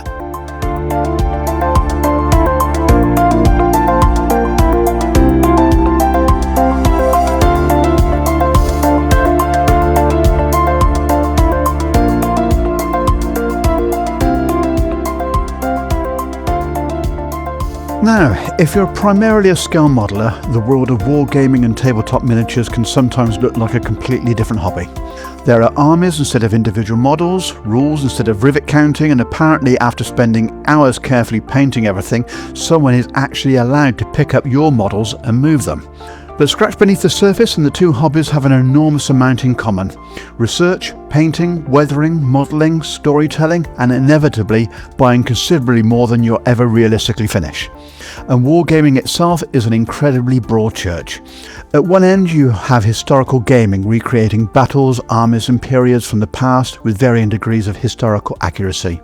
At the other end you have fantasy worlds where only the limits are imagination, good game design and just how unpleasant you want your fictional universe to become. And somewhere deep in that particular darkness sits grimdark, a genre filled with brutal worlds, morally questionable characters, battle armour, monsters, warriors and some absolutely spectacular opportunities for miniature painting and modelling. But there's another reason that this matters to us. Wargaming and fantasy miniatures can provide an incredibly important springboard into the wider modelling hobby, particularly for younger people. Someone who starts out painting a handful of gaming figures today might be building armour, aircraft, cars, ships or dioramas in a few years from now. But first we have to understand what attracted them into the hobby in the first place. The future of modelling probably isn't going to look exactly like its past, and that's not a bad thing. If grimdark, fantasy and tabletop gaming are helping a new generation discover brushes, paint, plastic and resin and the satisfaction of creating something with their own hands, then that is something that the whole hobby should be taking an interest in. So rather than looking at wargaming as something separate, hopefully today we can all learn a little about this side of the hobby, understand why it appeals to a younger audience and perhaps discover what traditional scale modelling can learn from it too. Joining us are Paul Regan, who's going to explore historical wargaming, fantasy and other aspects of the hobby, along with Jamie Tranter from Hollow Crown Miniatures. Gentlemen, welcome to the show. Evening, Paul. Hey, thanks for having us. So, Paul, let's start with you. You've obviously got a bit of a grounding in this subject, which I'll hold my hand up wholeheartedly and say I have a very simple understanding of what it is. Perhaps you can just explain for the audience a little more detail what actually is involved in this side. Well, that could take the next hour, couldn't it? I just want to echo a lot of what you just said, actually, Paul, as well. I think it's really important. I started modelling and wargaming pretty much together, about 70 odd. When I started building the odd Airfix kits and that sort of thing that I used to get in bags and getting the figures, maybe not even painting them. But I wanted something to do with them. And that was when me and some guys at school, we wrote little rules and we had battles. And frankly, we didn't really care. We were using ancient Romans, we're fighting World War II Germans. It didn't really matter. And that was kind of where we were. And as we grew older, we wrote little bits of rules. We all knew that an 88mm anti-aircraft gun was really good at shooting up tanks. And, you know, it could kill anything you could bring at it. And we formalised it more as we got older, and then we discovered this actually is a hobby. We found books in libraries, which used to exist in those days. It's a sad thing that these days kids aren't exposed to it in the same way. But there would be a shelf in your local library with half a dozen wargaming books on it. There were some quite famous names in those days who wrote them. And we picked up on these, and we gradually got more involved. I ended up going to a thing called Northern Militaire, which was a show held in Manchester for many years, primarily a military modelling display with figures and so forth. But it had war games elements, so we went along from school. And I ended up joining a thing called MAFA, Miniature Armoured Fighting Vehicle Association, because they sold some little resin vehicles that I couldn't get from Airfix or Matchbox. That's a modelling society, suddenly I'm in there. Through that, I got involved in a modelling club, and then got involved with my local model shop, working as a Saturday job when I was sort of 17, 18. And gradually got more and more involved in this. You haven't mentioned it, but obviously I've been heavily involved in IPMS UK for many years, because basically I'll build and model anything I feel like, which jumps me from Grimdark to F-15 Eagles for a display at Duxford or whatever. Have you finished those yet? It's only a year since I said they were on the bench for you. Exactly. I'll be there next year, all being well. But yeah, it's, it is, to me, hobby. The hobby is scale modelling for me. And I don't really care whether people are building science fiction, fantasy miniatures in heroic scales that don't go with any of the normal ones that we use in modelling. Whether they're building Tamiya tanks, Edward aeroplanes, Gundam figures, don't care. Any of that to me is model making, and it's therefore should be welcome within the whole hobby. Hopefully you all know, because you've had me on before when I was talking as president about the society before I stood down. That was quite a passionate thing I'm involved in. Been traipsing around model shows on behalf of IPMS, and it's not at all uncommon for me to have a display of 28mm Space Wombles on the corner, which attracts as much attention as any number of Spitfires from the younger members of the audience. And that's what's triggered me to move on a little bit. And now I'm no longer IPMS president. The aim is to set up a little group and bring in people who are into this side of the hobby, because the remarkable thing I've found is how many scale modelers, as I would call it, the conventional guys who'll turn up with a Messerschmitt or a Spitfire or a tank or whatever, you collar them, they'll actually admit that they do Warhammer, Bolt Action, Oathmark. There's so many of these games. I mean, they're all parochial and very specialist in some ways, but they're all the same people, and that will admit that they actually have done or do this. I've had absolutely no issue with getting the 5 members that I'll need to set a SIG up, just from my own personal people I know. We've got a member at West Riding here, my own little branch, and we've got, I think, if everybody rocks up, we might have 12 people in the room. We've got 4 who make these kind of figures or models. Might not talk about it much, but they do. Okay. So a quick question that comes from what you've said. You talked about 28mm. Is there a scale? Absolutely not. No. Right. We don't work in wargaming. It tends to be scales are set by the manufacturers, frankly. And what's called heroic 28mm, sorry, I'm getting into Jamie's bit here a little bit, I think, as a manufacturer, but is the most popular these days. And that is what's widely used for anything where a person represents a person. But we can regularly go down to 15mm, which is about a quarter of the height. And that's useful for things like Napoleonic battles, where you've got a lot of people, relatively large amounts of figures. You want to get them on a smaller space. If you want to do battles about tanks and nothing but, you might be down to 300 scale. If you want to get down into battleship type conflicts at sea, or spaceships, I guess, you can be down to 3000 scale. Wow. Which still makes an aircraft carrier about 3 inches long, a World War II aircraft carrier. Okay. It's an attempt to, because you can, when you actually go on a table to actually play a game, and there are a lot of wargamers who don't, like me, because I don't do much of that either. I just buy a lot of them. But you're trying to simulate scale. You can't represent on a tabletop real scale, because many type of ranged weaponry, like a rifle or a plasma rifle or an aircraft carrier or a battleship with 15-inch guns, in scale, they're shooting into more or less the next town if you match them to the scale of your model. So you're always cheating on scales. But that doesn't really matter. We don't care. It's the impression of what you can achieve that we're looking for. And unfortunately, there are a lot of proprietary brands who set their own target and their own standard. And that's the same as in scale modelling as well. Different people. We have 32nd and 35th scale for tanks, don't we? Why? But we do. 72nd, 76th for military vehicles. Again, they're very close and they conflict. But personally, I have no problem with using what we call these heroic 28mm scale figures and putting them next to some 48 scale vehicles. Frankly, don't bother me. It's some tall guys relative to the vehicles. It doesn't really matter.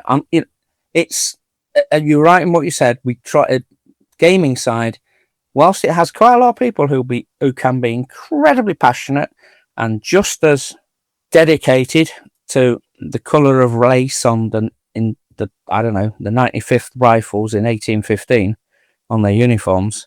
We get just as many people who are into that in gaming as there are who know how many rivets there should be to the inch on a B-17. There are always passionate people who know a lot about the subject. And just like in what I call scale modelling, there's a lot of people, frankly, who it's good enough for me.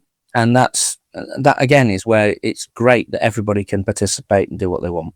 Okay, so 28th roughly correlates, if James has got his maths right, about 156 scale?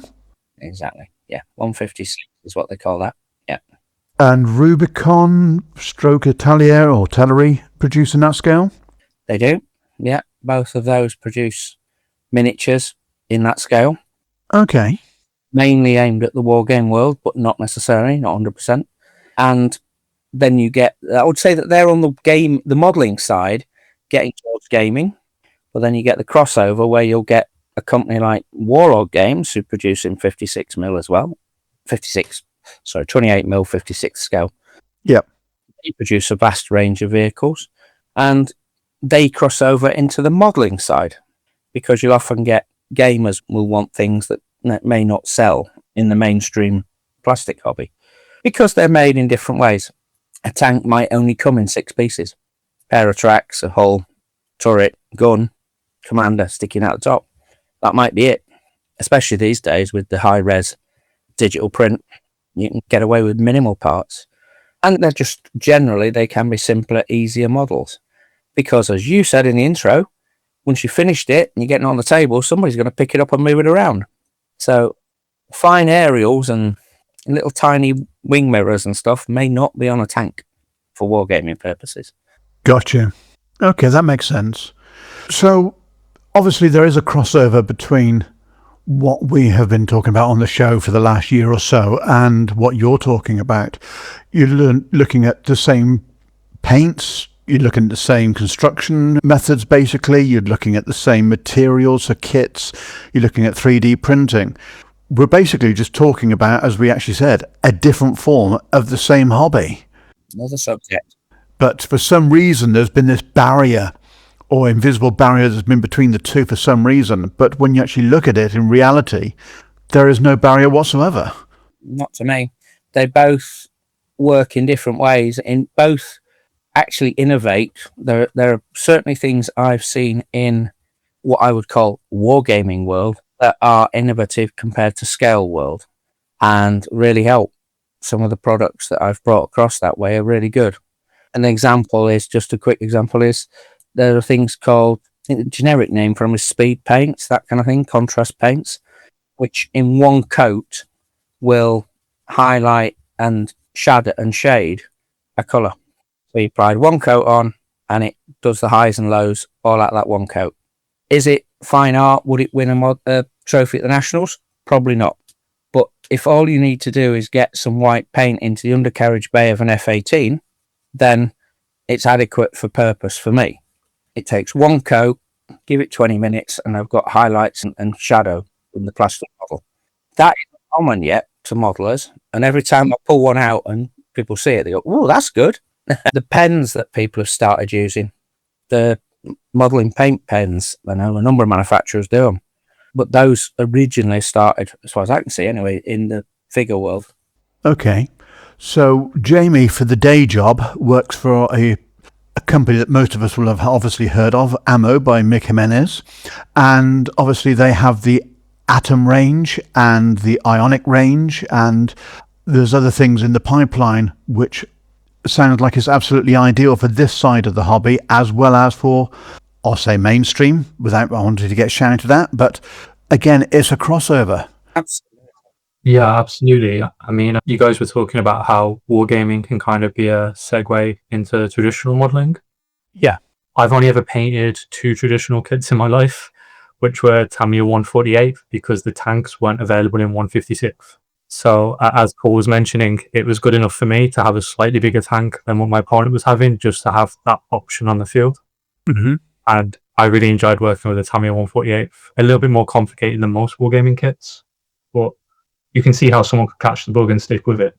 That's an interesting crossover that you've actually mentioned, and I hadn't actually associated that side that you're talking about with the wargaming. So is this commonplace for people to actually build, I'll say, out of scale? Paul's mentioned it obviously already from his side, but is it commonplace for different people when they're actually using in battle, in inverted commas? So in bolt action specifically, because that's a game that I used to play a lot of. Okay. There is a bit of a debate because the figures heroically scaled 28mm. Some figures look better with 156 vehicles, and some figures look better with 148. And it has been kind of a classic argument where some people prefer one scale or the other. And one company, at least that I know of, actually makes 150th, which is somewhere in the middle as a compromise. And it kind of comes down to personal taste. And I have friends who are more painters who prefer the 148th, and ones who are more about getting a lot of stuff on the table quickly, who like the really simple 156 resin kits. Like Paul said, that are just 2 pieces of track, a body and a turret, because you can assemble them in no time at all.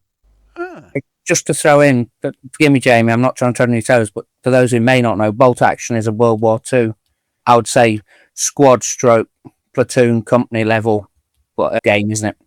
Yeah. It's a great game for firefighters. Fantastic, yeah. Yeah. Can I just say, would you say there's then the spin-off into larger bust? And so I've seen huge Space Marine figures as well. Yeah. As well. Now, no one's using that for tabletop gaming. That then morphs into a real painting side of things, doesn't it? But obviously the designs are heavily influenced by the tabletop gaming. So it's like each. But then I've seen armored vehicles in tabletop gaming, like full-on fantasy, and you can see influences in those when they were designed. It's like, well, that's clearly sort of a First World War tank crossed over with something else, and it might be blue in colour. So there's so much crossover, but it's surprising that there's not up until now an organised group, especially within the IPMS, for this stuff. Now, and the danger is it could be very broad if we're not careful, and it's not intended to be a gaming group. It's not intended to be subversive. It's just intended to be. It hasn't. It'll form itself, or it won't. I'd quite happily join it, but not from the gaming side. Probably more from the painting side, because I every now and again go on a bit of a figure painting journey and top up my skills there. And one of the chaps in my club, he recently got into spraying cars.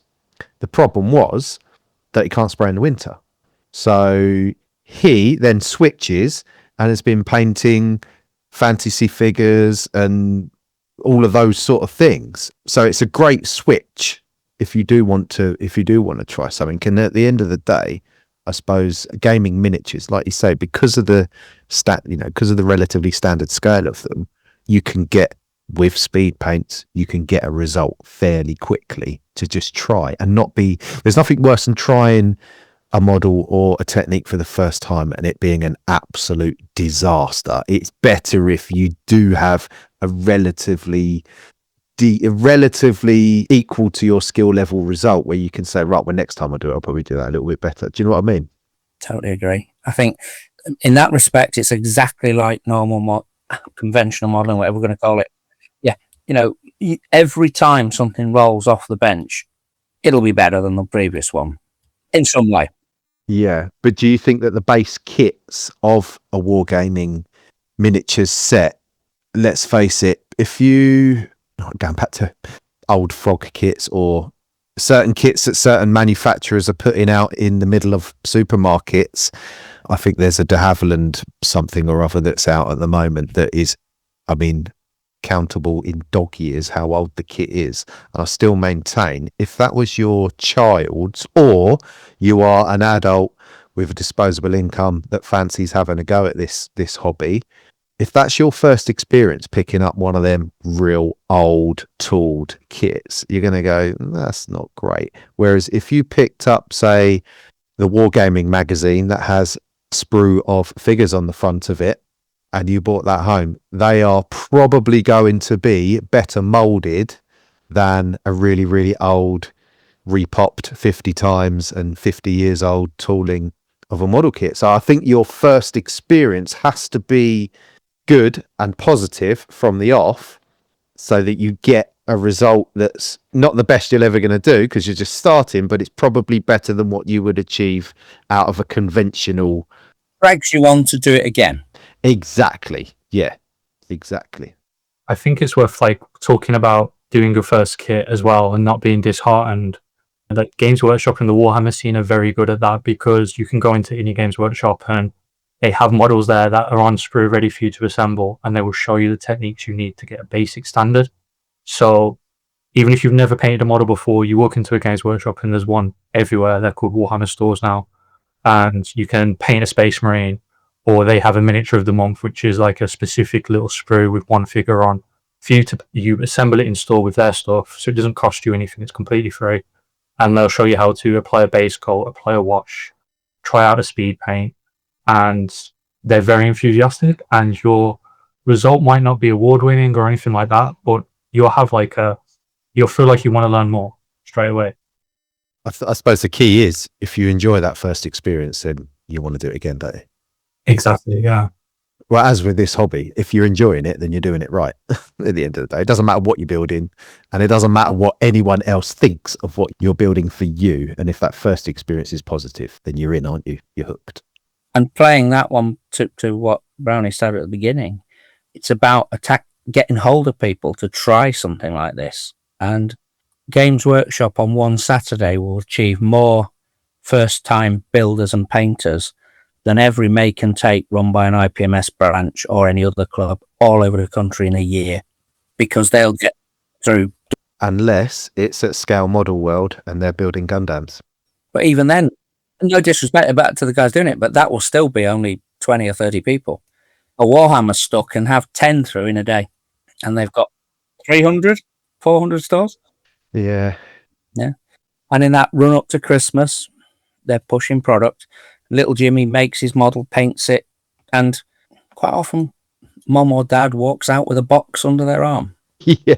There's a hardware store chain near me that have now started stocking the full paints and a healthy selection of boxed sets to choose from. Yeah. It is spreading in that regard. You see in convenience stores now that will have that black shelf or black shelving unit of the Warhammer paint and a selection of the paintbrushes and the kits. And I think that's very good on Games Workshop's point of view, that their outreach program is pretty good and it's very fluid and flexible, and they'll take on new customers and be like, just try us, see how you feel. If it doesn't work, we'll take the stock back, whatever it is. And that is going to get a lot of people into it. I mean, I'm not in terms of Games Workshop, I don't buy it for the miniatures, but I'm absolutely fascinated by the paint range, and I know it's moved from Citadel paints to what they're calling Warhammer colours. But I find those paints really fascinating. They're obviously very viscous because they're designed for miniature painters who aren't going to be looking for awards. But I think it's a fascinating alternative. And like I was telling Brownie before we came on, I don't know if you got to see it, Paul, but the stand that the pod had at Bolton, I displayed a platoon of Japanese soldiers there, 100% painted in what was then Citadel paints, just to prove that you can do it. Well, I'd have been further down the hall with my Space Marines on the table. Which were painted with enamels in those days, because that's what we had. But yeah, the market penetration these guys are getting is awesome. And the same with Gundams. I'm seeing those on the high street. And that's why, if as a hobby we say we're not interested in those subjects, we're cutting our own face off, despite our nose off to spite our face. Sorry. You made a really good point though, Paul. When you walk into a Games Workshop or Warhammer, the shops as they are now, the people, you cannot replace the enthusiasm of the people sat there putting on a demonstration free of charge. It's part of the experience. And that is why there is such, or I say that's why, but that is a big part of why the people, I mean, I've witnessed it with my boys who walked in there. They were amazed at what they were being shown in front of them, and it was genuine. There was no ulterior motive. Obviously, people would typically buy stuff if you're there with your mum and dad and whatever else, but you don't have to. It's just, sometimes it's an experience to go and see how it's done. And there's no replacement for that enthusiasm. And you see it in ordinary game shops as well nowadays. What we used to call in fact still do, the friendly local game shop. There isn't a badged Warhammer store, but probably sells some of their gear. But a lot of those now will have a community around them of people who go in and play games in the shop. They'll make models in the shop. Yeah.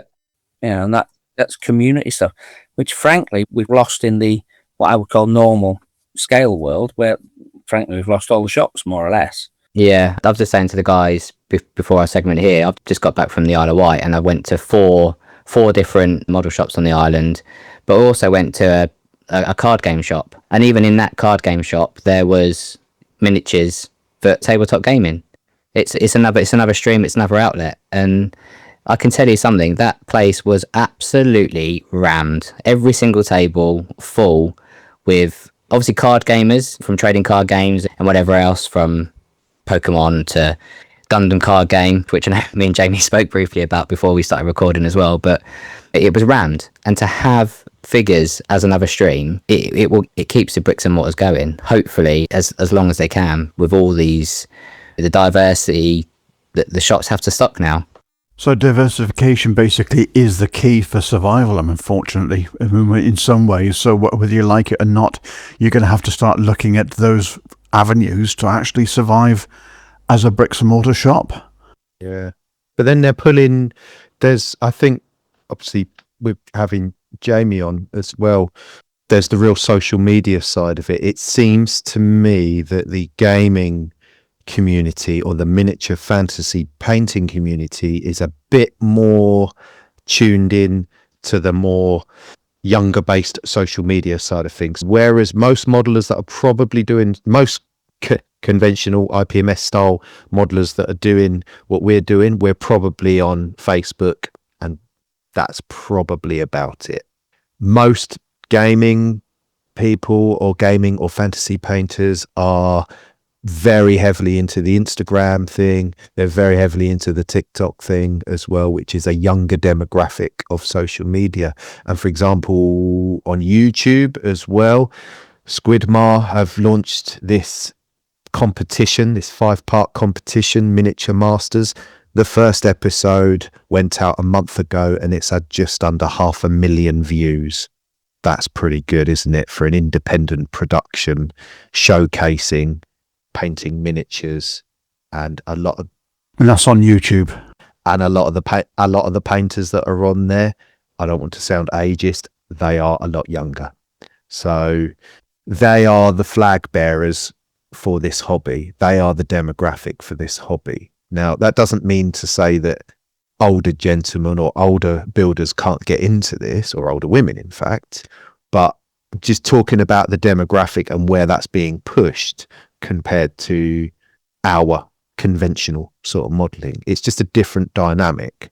But I think if you can find a way to bring the two closer together, i.e. with what Paul's doing, then it's got to be onto a winner. Because I know for a fact, my son's not doing gaming miniatures, he's into, so like the comic book miniatures. So these blockies kits that are out at the moment, we went to see the Spider-Man film recently, and of course they've got the new Spider-Man out in blockies form. He bought it and built it, and something must have stuck from the previous Gundams that he's built, because he's now, every one of these blockies that he builds straight away is not standard. It gets weathered, and he's now started carving out sections from the body so that it can be posed better. So the customization now bug is starting to, or the modeling part of it seems to be now kicking in every time. He wants a matte finish on it. He wants to line some of the panel lines on it. He wants to enhance it. And I think the next step is probably going to be that these things are going to be on display bases, which means diorama building. Fantastic.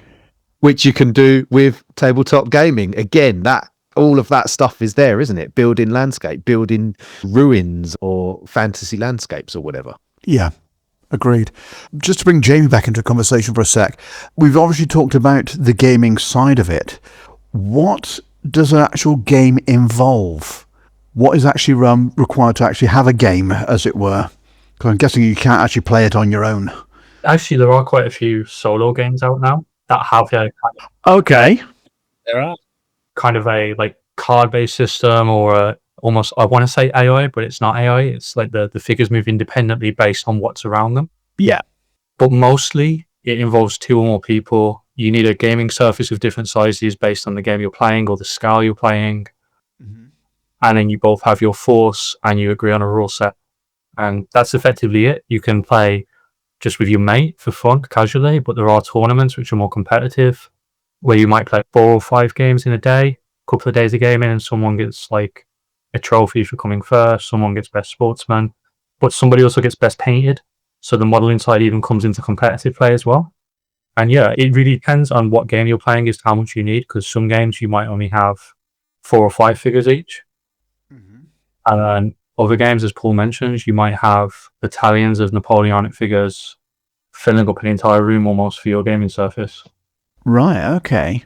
Now, for listeners who are discovering Hollow Crown Miniatures for the first time, what was the moment that convinced you and Florian that it was time to create your own company rather than continue working independently? Yeah, so me and Florian both have our own independent gaming companies. It's called Infamous JT, which is a terrible name, and he has Varus Minatures. Okay. Well, basically, what Dan mentioned earlier about social media, we met through Facebook and Instagram and each other's work so long ago I can't even remember. And he's in Germany, actually. So that's another thing I think is great about the hobby, how you meet people from around the world. Right. And I know nothing about 3D printing. All the stuff I've released in the past has been physical cast releases. And Florian knows a lot about 3D printing, and he digitally sculpts as well. And he wanted to release something physical. So we thought it would be a good opportunity to kind of share our skills. Mm-hmm. And also, in the past, we've helped each other out by sharing ideas, or Florian helped me fulfill a Kickstarter in the past with shipping to Europe. And we've had this idea to make something together for a long time. And the right topic came along, and then Hollow Crown Miniatures happened. And yeah, it's exciting. Okay, so Hollow Crown's launched the Cruciform Order of St. George. Why did you choose the Trench Crusade universe as the first project? Trench Crusade, for people who don't know, is kind of a grim dark game, which means it has a very specific aesthetic, which is dark, quite monochrome, quite, I don't want to say sad, but very emotional. Mm-hmm. And Trench Crusade specifically combines World War I with medieval history and the occult. And it's a real kind of cool sandbox where so much stuff, you can come up with so many ideas for your own topics within that universe. But the guys who make the game, Factory Fortress Inc., actually had a open license, which meant if you made something that fitted into their universe and it was original, you could apply for a community license where they give it a stamp that says these miniatures are compatible with our game.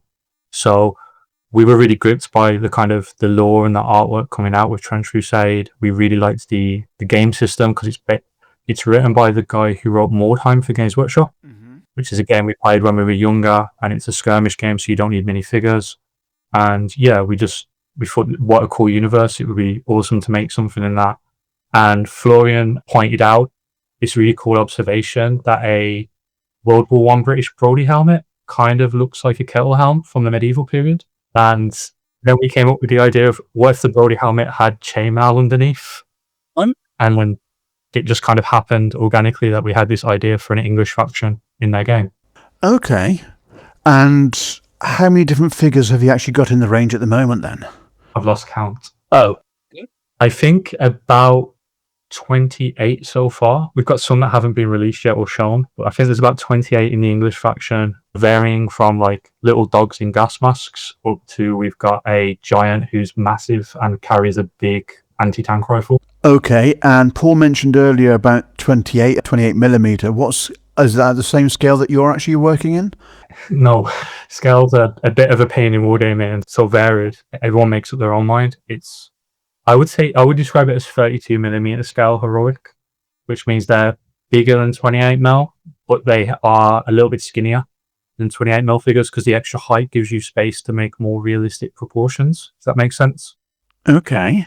And that makes for a painter, I think it makes them a little bit more enjoyable because they're a little bit more natural looking, and you can make a bit more kind of realistic posing than you can with some of the older 28 mil figures. Okay, and the examples you've got on your website, which we'll come to a little later, is that using atom paints and the new Ionic series? Almost all of the miniatures are painted with Ionic Smart Colors, which is the kind of line we've got at Ammo for Wargamers. So the paint is specifically formulated for the way that Wargamers paint. So it's more designed towards brush painting, although you can dilute it. Okay. And we worked with a guy called Ruben Torregrosa, who is the author of the Encyclopedia of Wargaming series, Ionic. He painted all our box art so that we could then make matching paint sets. So if you buy the paint set, you know that those are the paints that the artist used to paint the actual box that you're buying. Gotcha. And we also put in something I'm really passionate about is I really like working with enamels and oil paints, which is really starting to kind of become more and more popular within Wargaming because of people like Ruben making content showing how this enamel wash will change your life, and it's a lot easier to use than an acrylic wash on flat surfaces. And because of that, we released an enamel set as well and a oil paint set for making effects like streak and grime and accumulations of rust and things like that. So there really is a crossover in the accessory paint ranges as well as the mainstream paint ranges as well then? Yeah, I think like most Wargamers come into the hobby through Games Workshop like we were discussing earlier, so they're used to acrylics.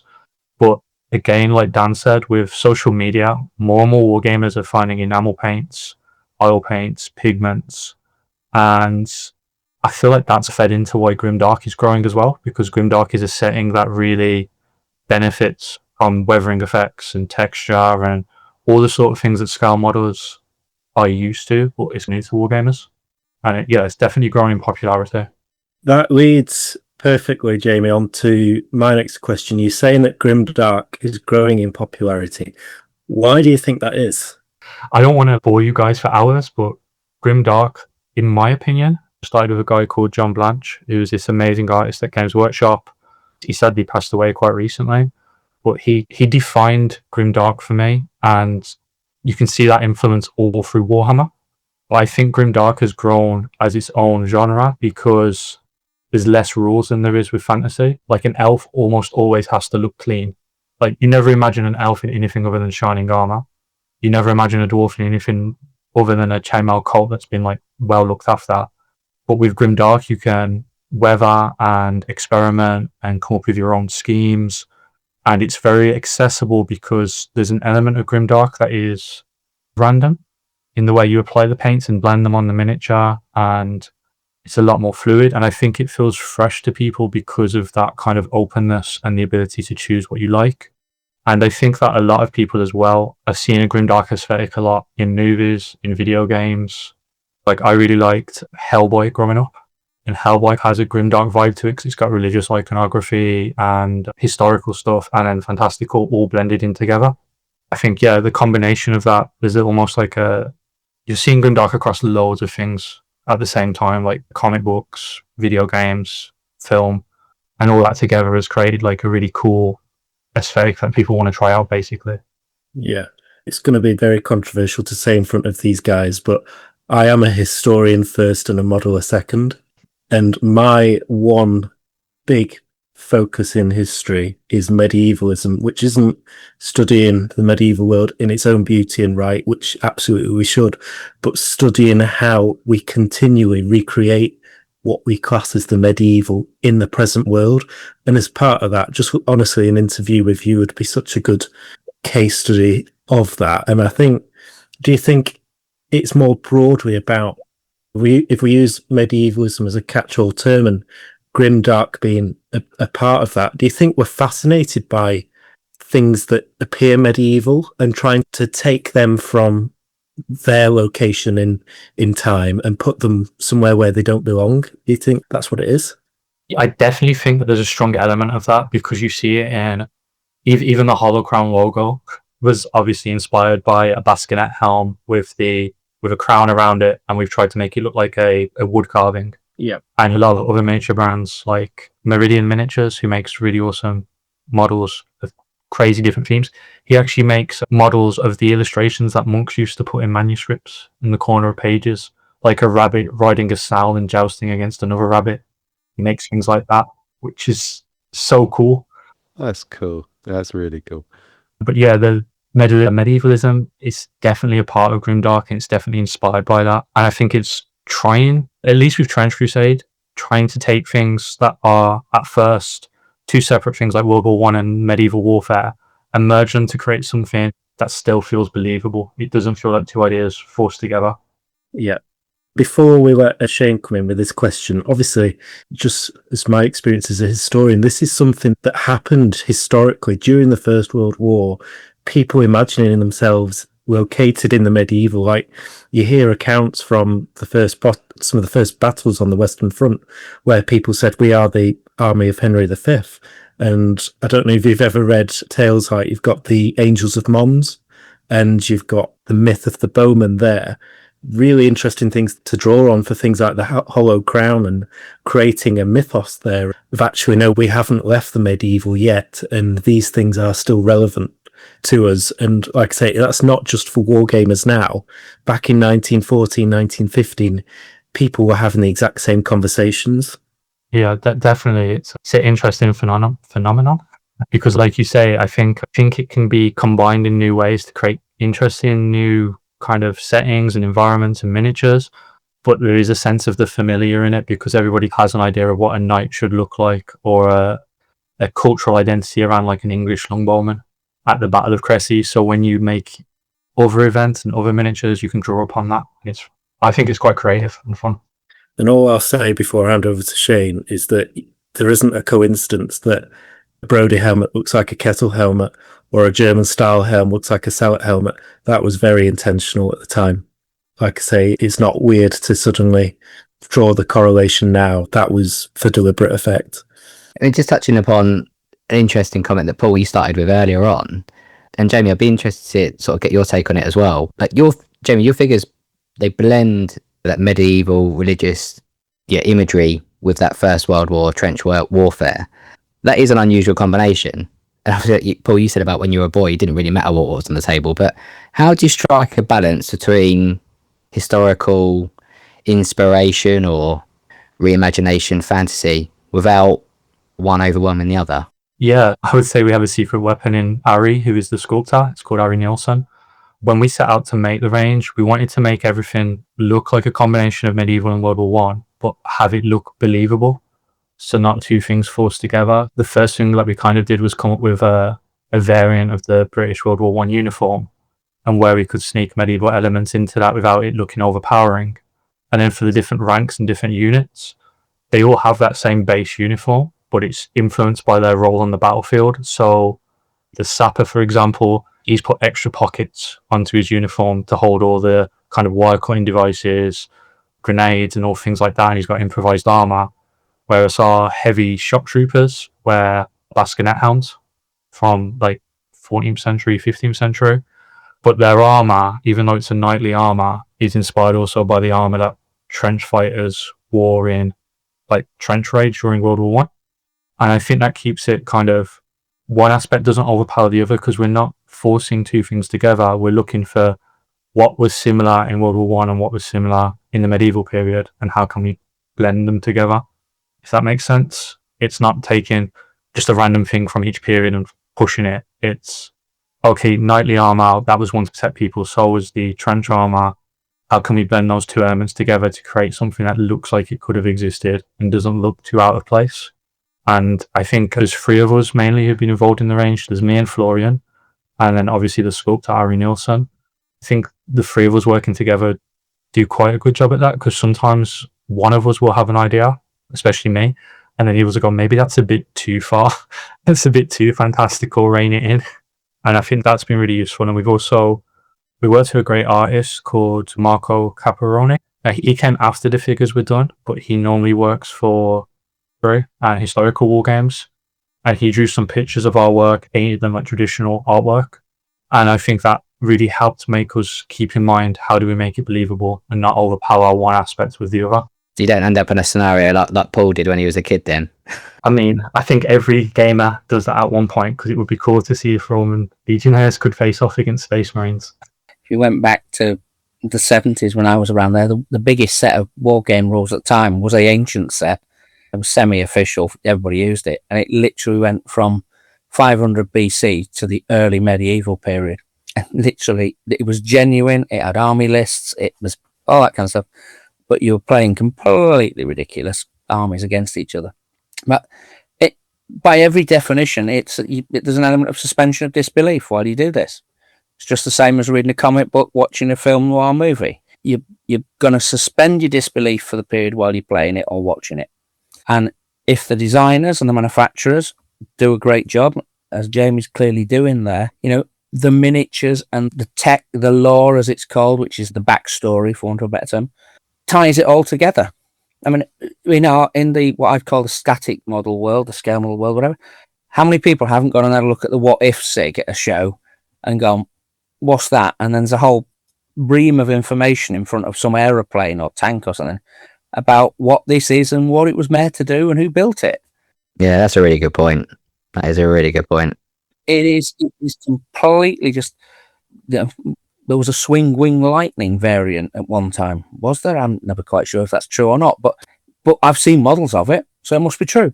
We have a massive modelling fixation on Luftwaffe 1946.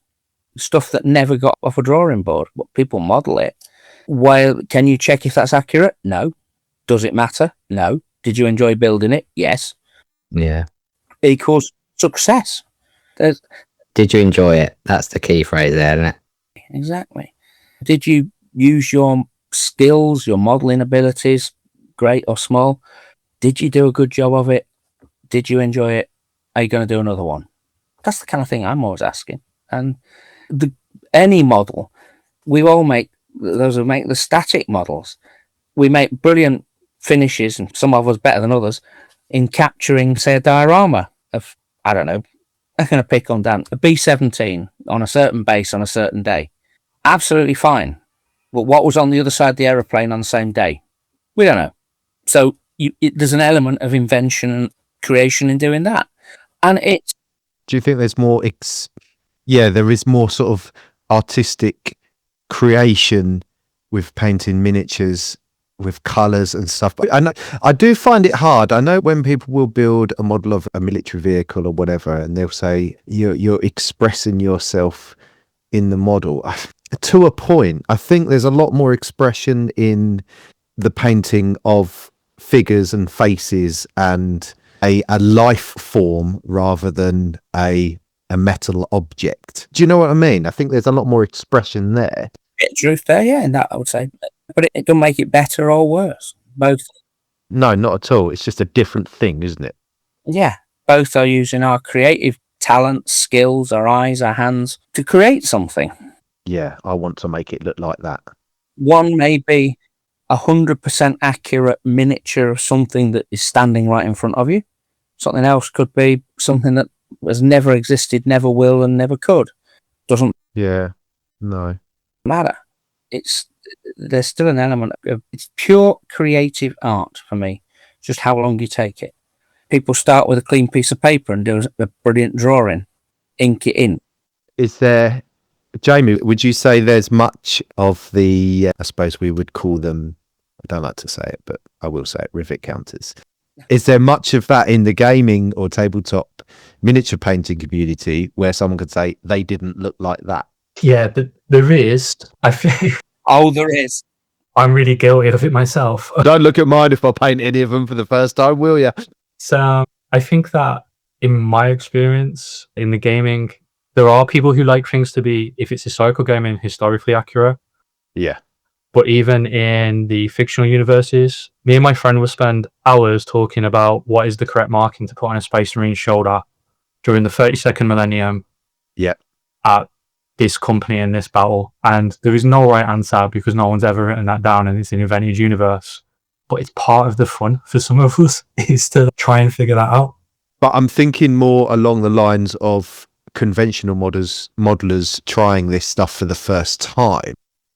It doesn't matter, does it? You can just do what you want to do. If you've got 4 colours, absolutely 4 paint colours, and you go, well, I'm going to try blending some different paint colours to see if I can come up with something else that doesn't look like mud. Absolutely. And the game designers encourage you to do that. So in popular games like Trench Crusade, they deliberately leave space for you to make up your own things that fit into that universe. So if you want to paint a Trench Crusade guy, someone painted one of our models up. They noticed that because we've obviously gone for a St. George theme with a red cross. Yeah. They painted it up in the colours of Cornwall because they wanted to paint black and white. Or like in I'm a 40k, one of my friends wanted to paint something orange. So he made up a whole Space Marine chapter who will wear orange. Brilliant. Am I right in thinking I've seen some of them, that American football style players? I saw a gaming set that they're American football. Absolutely fantastic. Yeah, it's American football style game, but played by fantasy races versus humans versus skeletons or whatever. Yeah, and it can introduce some of those rules that sometimes you wish American football would have in it. Like the referee brings out a chainsaw, and if you argue with him, get your legs off. Those kind of things can be fun. At the end of the day, the game should be fun. As Jamie rightly said, yeah, there are some people who take it to a tournament level. They will turn out and they'll play 3 or 4 games on a Saturday for a trophy. There are people who'll turn out at a scale model show, having spent a year building a model to win a trophy. But there's equally a hell of a lot of people who will turn out to meet with a mate on an evening with a couple of beers, possibly organised or possibly on the kitchen table, and they'll have a game and have a bit of fun. And there's also probably just the painting, the people that just... Absolutely. And that would probably be me, if I'm totally honest with you. I certainly don't need another side hobby from the hobby of the hobby, which is tabletop gaming. But the painting side of things, just painting the miniatures really does appeal to me because I paint figures anyway. So it's natural. And here's a chance to freeform it and do what the hell you like. Try something other than olive drab and khaki. As you said, you could buy a whole heap of Jamies and create the Norfolk Regiment or something. As soon as I saw those, I thought they're just brilliant. They're great. Yeah, absolutely fantastic. I've got Warhammer figures that are painted in quasi-British military trend behind them. Yeah. Couldn't use them in a Games Workshop official tournament. No. It's still my blaming figures and they're fine. You had fun doing them. Yeah. Yeah. And I will say as well, for people who are just painters and not interested in gaming, the kind of war games painting community is so supportive of each other on things like Instagram. Like I mentioned earlier, I met Florian through the hobby so long ago, I can't even remember how or why or what. But people just comment on each other's things like, oh, I really like how you did that. Can you give me a tip? Or, oh, I saw you did this. Maybe you want to try it this way another time. But it's never negative. It's always positive. I don't want to say criticism because that's the wrong word, but people share ideas. Yeah. In a really nice way. And quite often I've asked a comment on Instagram and someone sent me a little reel or a clip of them, how they applied that effect. So then I can try it out. And it's a very social hobby, even though you would think that without the gaming side, it would be less sociable. it's still sociable even if you're just painting. Yeah, that's good to know. And a bit like conventional modelling, again, the actual collecting and doing part of it in the background probably outweighs any amount of time of staring at somebody across a table by a factor of 100 to 1. Easily. I like to collect miniatures and pretend I'm going to play at some point. Oh, cool. It very rarely happens. It's like us buying a model kit and intending on building it. It never happens. So you're not on your own there. Yeah, I think I got half of the US 8th Air Force in my model stash, but one day I'll get there. Oh, you never buy a model that you're not going to build, do you? Or a set of figures you're not going to use. But my God. Got a plan for every single one of them. Every single one. I'm going to need to live till I'm 500 before I even get close. As you say, that I'm doing both, remember, because I'm on the staff. I've got feet in both camps. Yeah. It's really interesting. It's an interesting. It's a new world, and I think I think we've commented a couple of times. If we're not careful, this is going to be the future, and it's going to go by us rather than be part of us. So we want to be incorporating to it. We want people to get involved in it. Absolutely. And the answer to what you said about your lad starting to already chop them about a bit and that is happening. Yeah, and do stuff. That is real modelling. Nobody could argue that is not quotes unquotes real modelling, whatever the hell that is anyway. well, that's his mind. It's the creativity part of it, isn't it? Yeah. And you'll tend to find those sort of people will do more of that sort of thing than somebody maybe who just paints. You do get some excellent figure painters, but all they'll do is paint busts, pre-built figures, and they won't even think of putting them in a diorama or chopping them about a bit or changing them in some way. They stick to what they're given, and all they do is paint it, just the same as every other hobby. As I say, for me, there is so much read across here. When I hear Jamie talking with the passion he does about his business there, it's exactly like in the scale world here, and somebody like John Adams or people like that talking about what they do in that sort of area. It's a wonderful little world. And there's a hell of a lot of what I still call garage style people in gaming, in those sort of miniatures and statics, because it's easier to get into for a manufacturer.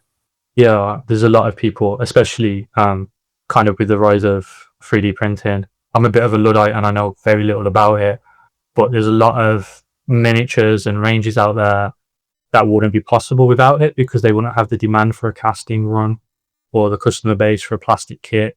So you get weird and wonderful kind of very creative miniatures that exist because the technology is available now and because it is such a open community to new ideas and new miniatures. Yeah. Going on that, Jamie, do you design your miniatures with gamers, painters, collectors, or like competition modelers that would put them into comps? Or do you try and satisfy all your customers equally?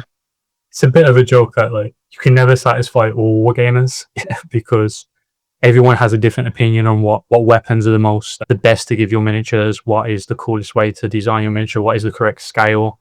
Yeah. But so Ari Nielsen, the sculptor that we're working with, he's very talented. So we knew that anything we released, people would enjoy painting.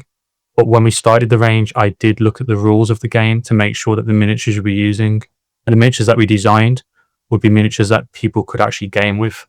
Because the worst thing you could do is release 30 miniatures, but you can't actually fit them into any rule set or onto any tabletop.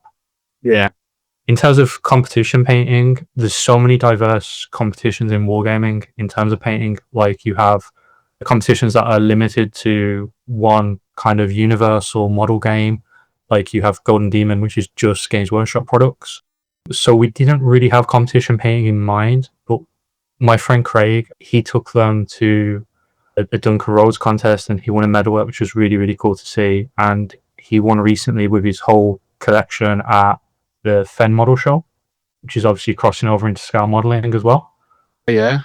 And so there is hopefully we inspire some competition painters, but they weren't kind of the target audience. The target audience, I guess, was just people who want to enjoy painting and occasionally have a game, because we really haven't catered the miniature designs to the most competitive weapons. We've gone for what looks coolest, because that can be an aspect in wargaming. Sometimes is certain equipment is so overpowered in a game or so valuable in a game that can influence design, but we really did just go for what looks the coolest and what fits with our theme. Power gaming, it's called. I used to know it as. We call it beardy around here. You're being beardy if you've gone a little bit overpowered. Yeah. But as someone with a beard, I resent that. So yeah, people who take the rules and again, if you watch scale model shows, you will see people who take a note of how many entries were in which category, and then will enter that category that only had 2 entries next year so that they can win a trophy. Oh God. Yeah, I've not. But to be honest, over the last say 10 years, I've noticed that there's more people entering the category with Games Workshop figures, other types of sci-fi fantasy figures in the competition.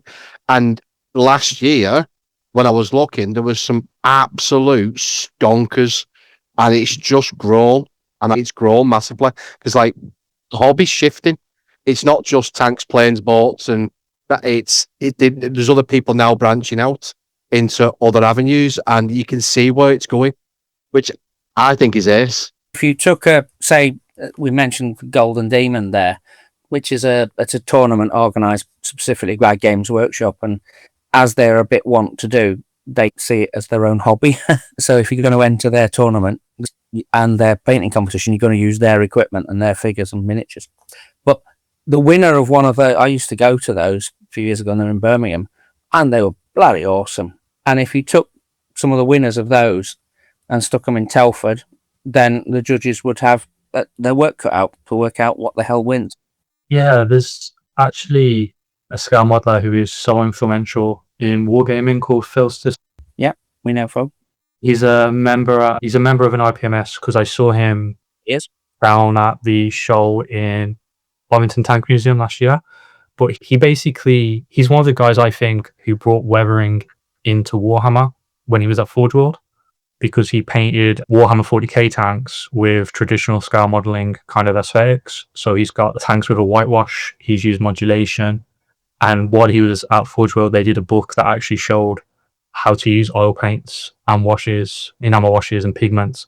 And that was really revolutionary because traditionally they've only ever published stuff about acrylics. And I think Phil, I don't know if he's more well known in scale modeling or more well known in wargaming, but it's really cool because he's a perfect example of someone who is like Paul, has his foot in both camps. Except he's very good. He is amazing. Over the years, I've shaken his hands a few times when he's won trophies and things. Yeah, in scale modelling. Yeah, he's an awesome modeller. And as you say, it highlights people who sit in all camps. And frankly, you just want to break their fingers, don't you? But that's... Especially when they're that talented. Yeah, it's true. Yeah, I went to the Fen model show, and that really opened my eyes as a sort of conventional scale modeler. When I went there and saw some of the painting, my God, when you walk in there, there's probably 4 rows of tables and you think, is that it? But when you realize how many miniatures are actually there and the amount of time you spend looking, and then you go around again and you notice things that you haven't seen and the painting techniques and stuff, and there's workshops there as well, which is absolutely brilliant. So I have a question for both Paul and Jamie, and if you could both answer it in your own way. I would estimate that there are many modelers listening to this who have never painted a gaming miniature, which is one of the reasons why we've got you on, because that's what we like to do on this podcast, is spread the net. What would you say to convince someone who would normally build something like an aircraft, armor, ship, or something like that? What would you say to them to get them to give something like a grimdark figure a try? Buy from Hollow Crown to start with. Go on, Jamie, do the sales pitch.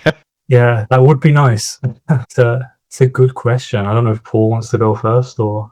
I'll have a crack. The first thing I'd say is, when you say there's quite a lot of conventional modelers who've never tried this, as my own experience has been of chatting to people about this in the last, 2 years or so, there's quite a lot who have, but they don't bring them to the club meetings, they don't bring them to the shows. So first of all... Why is that? Why? Are they keeping it a secret, or they just... Yeah, a little bit. I think we actually had this conversation when we met a while ago, Dan, that when you talk to somebody new, say at work... Yep, I did, yep. 10 years ago, you didn't tell them, I make model kits or whatever. Because they go, oh, what a bit like Airfix, or whatever. The brands are available. And they kept it under their hat. And I think that's almost what I want to do this for, is just to try and say there's no stigma to this. There's no downside to it. Whether you build... Like I say, my own brand, we've actually gained a member for our local branch because he does Warhammer stuff. And he comes to the same pub, and it was like, why don't you have a talk with these guys?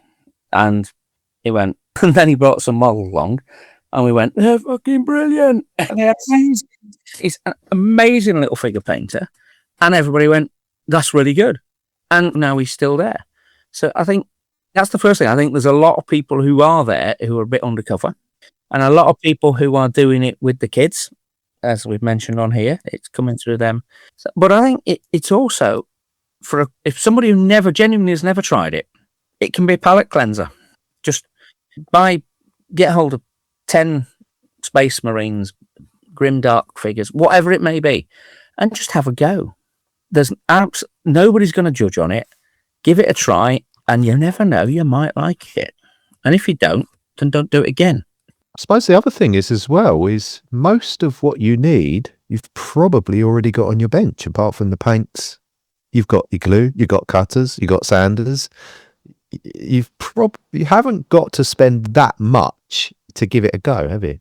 I mean, when I started in the 70s, I just used my home rolling animals the same as I did on my Airfix kits. Sometimes might still do that.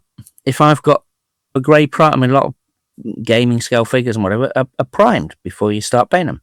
Guess what? Whatever grey primer I've got around the house is what I use.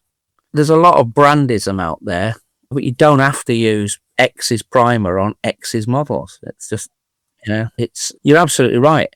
90% of what you would need to paint a 28 scale, heroic scale, or a 32 millimeter one, a model will have that already. You can probably make a good fist of it with what they've got. So, Jamie, do you offer just one figure to buy, or are they set? We actually do a free figure. We do a figure that people can take absolutely free. They just need to 3D print it. So if they've got a friend with a 3D printer, and then the rest of the range is sold in packs of free figures, because I come from like playing Warhammer. When I was a kid, they sold metal miniatures in packs of free, and that stuck with me, like growing up. Jamie, can I just ask, what do your figures come out? Are they in metal, or are they in resin, or are they 3D, or are they just STLs? People can buy just the STLs if they want to, but we also cast them in resin. They're cast in Birmingham by a company called CMA. And we went for resin over metal, because a lot of my stuff in the past has been cast in metal, but resin is given kind of a crisper detail with these figures, because they are a little bit more, because they've been digitally sculpted, they're a bit more defined, so they needed that little extra kind of panache. I don't know what the word is, but I really like them in resin. And there's another crossover, because CMA also cast resin bits for conventional modelers. Yeah, scale modeling companies. I went and visited them recently, and they had kit form services, the really large scale. Yeah. I was looking at some of them when I was there recently. I believe they also do stuff for scale trains even as well. Yeah, often a lot of bleed across there. That's for me, that's a bleed across too far once you go into trains, but I try and avoid that one. But that's the principle. A lot of these guys are the same. Some of the sculptors are the same in some areas as well.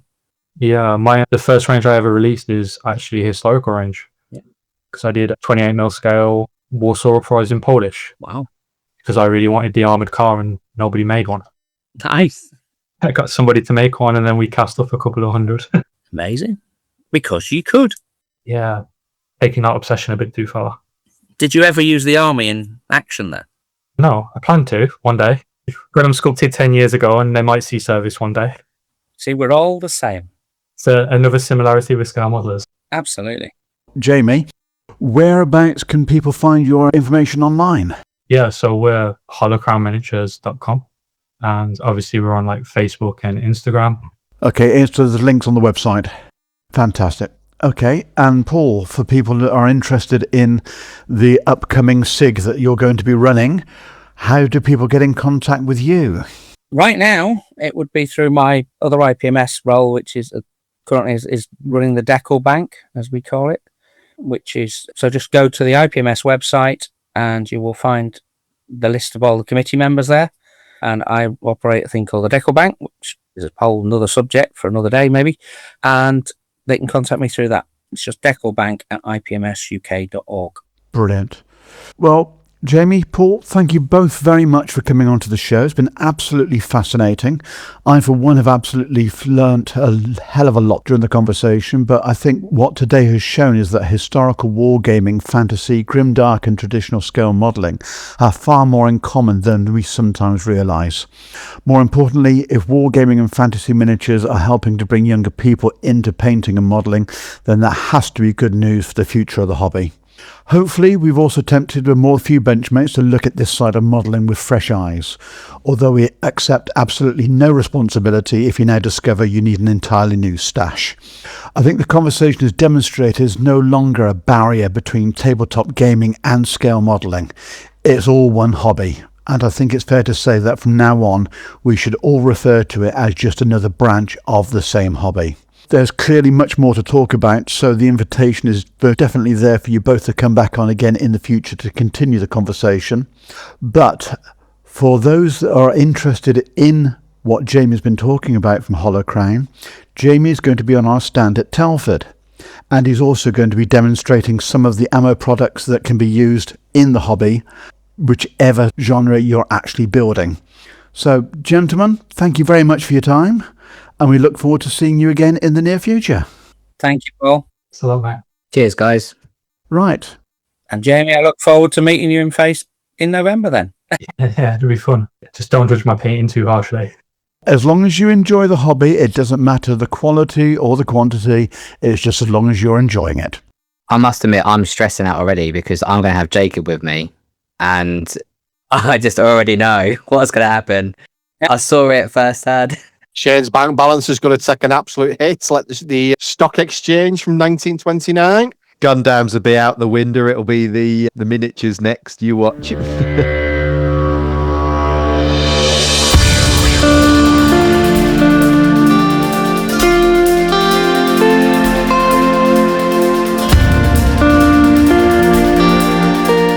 Are you looking for top quality paints for your next project? Then look no further than the Scale Modeler Supply. Hi, I'm Scott, and as a passionate modeler myself, I've spent years creating the SMS product range, designing them specifically with a scale modeler in mind. We've worked extensively to develop our acrylic lacquer paint range to not only be airbrush ready straight out of the bottle, but also to be very easy to use so that anyone of any skill level can create professional results with minimal effort. Just give the bottle a good shake, pour into your airbrush and spray at 15 psi. So dive into your next project with confidence, knowing that you're backed by one of the finest hobby paints on the market. Head over to our website scalemodeler.com.au to check out our full range and to find your closest retailer.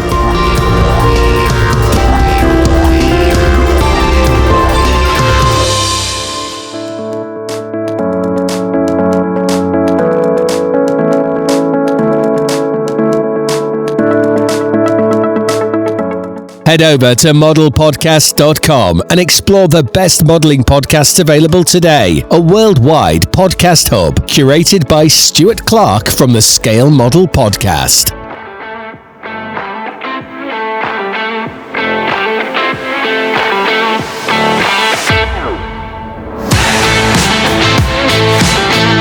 Coming up in episode 37, we'll be joined by Malcolm and James from Just Making Conversation for a special joint episode which includes a major announcement.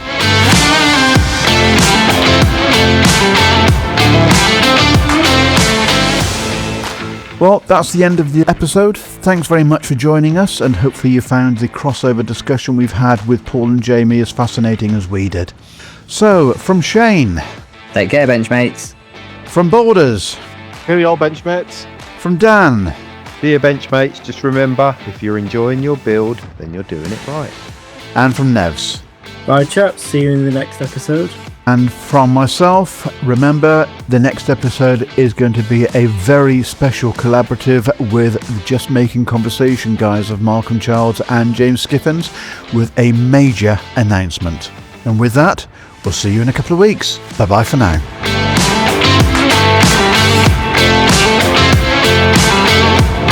Static model, and let's face it, who hasn't built a model and gone meow and taken it for a test flight, or built a tank and gone fire in secret without anybody else knowing? or built an Earthix 600 scale and played with it in the bathtub. Oh, what a shame I didn't actually hit pause for the recording, because this is all going at the end of the show. Hold on. In my defence, I was like 8-9 years of age when I was doing this. I was replicating the Battle of the Denmark strength of Bismarck.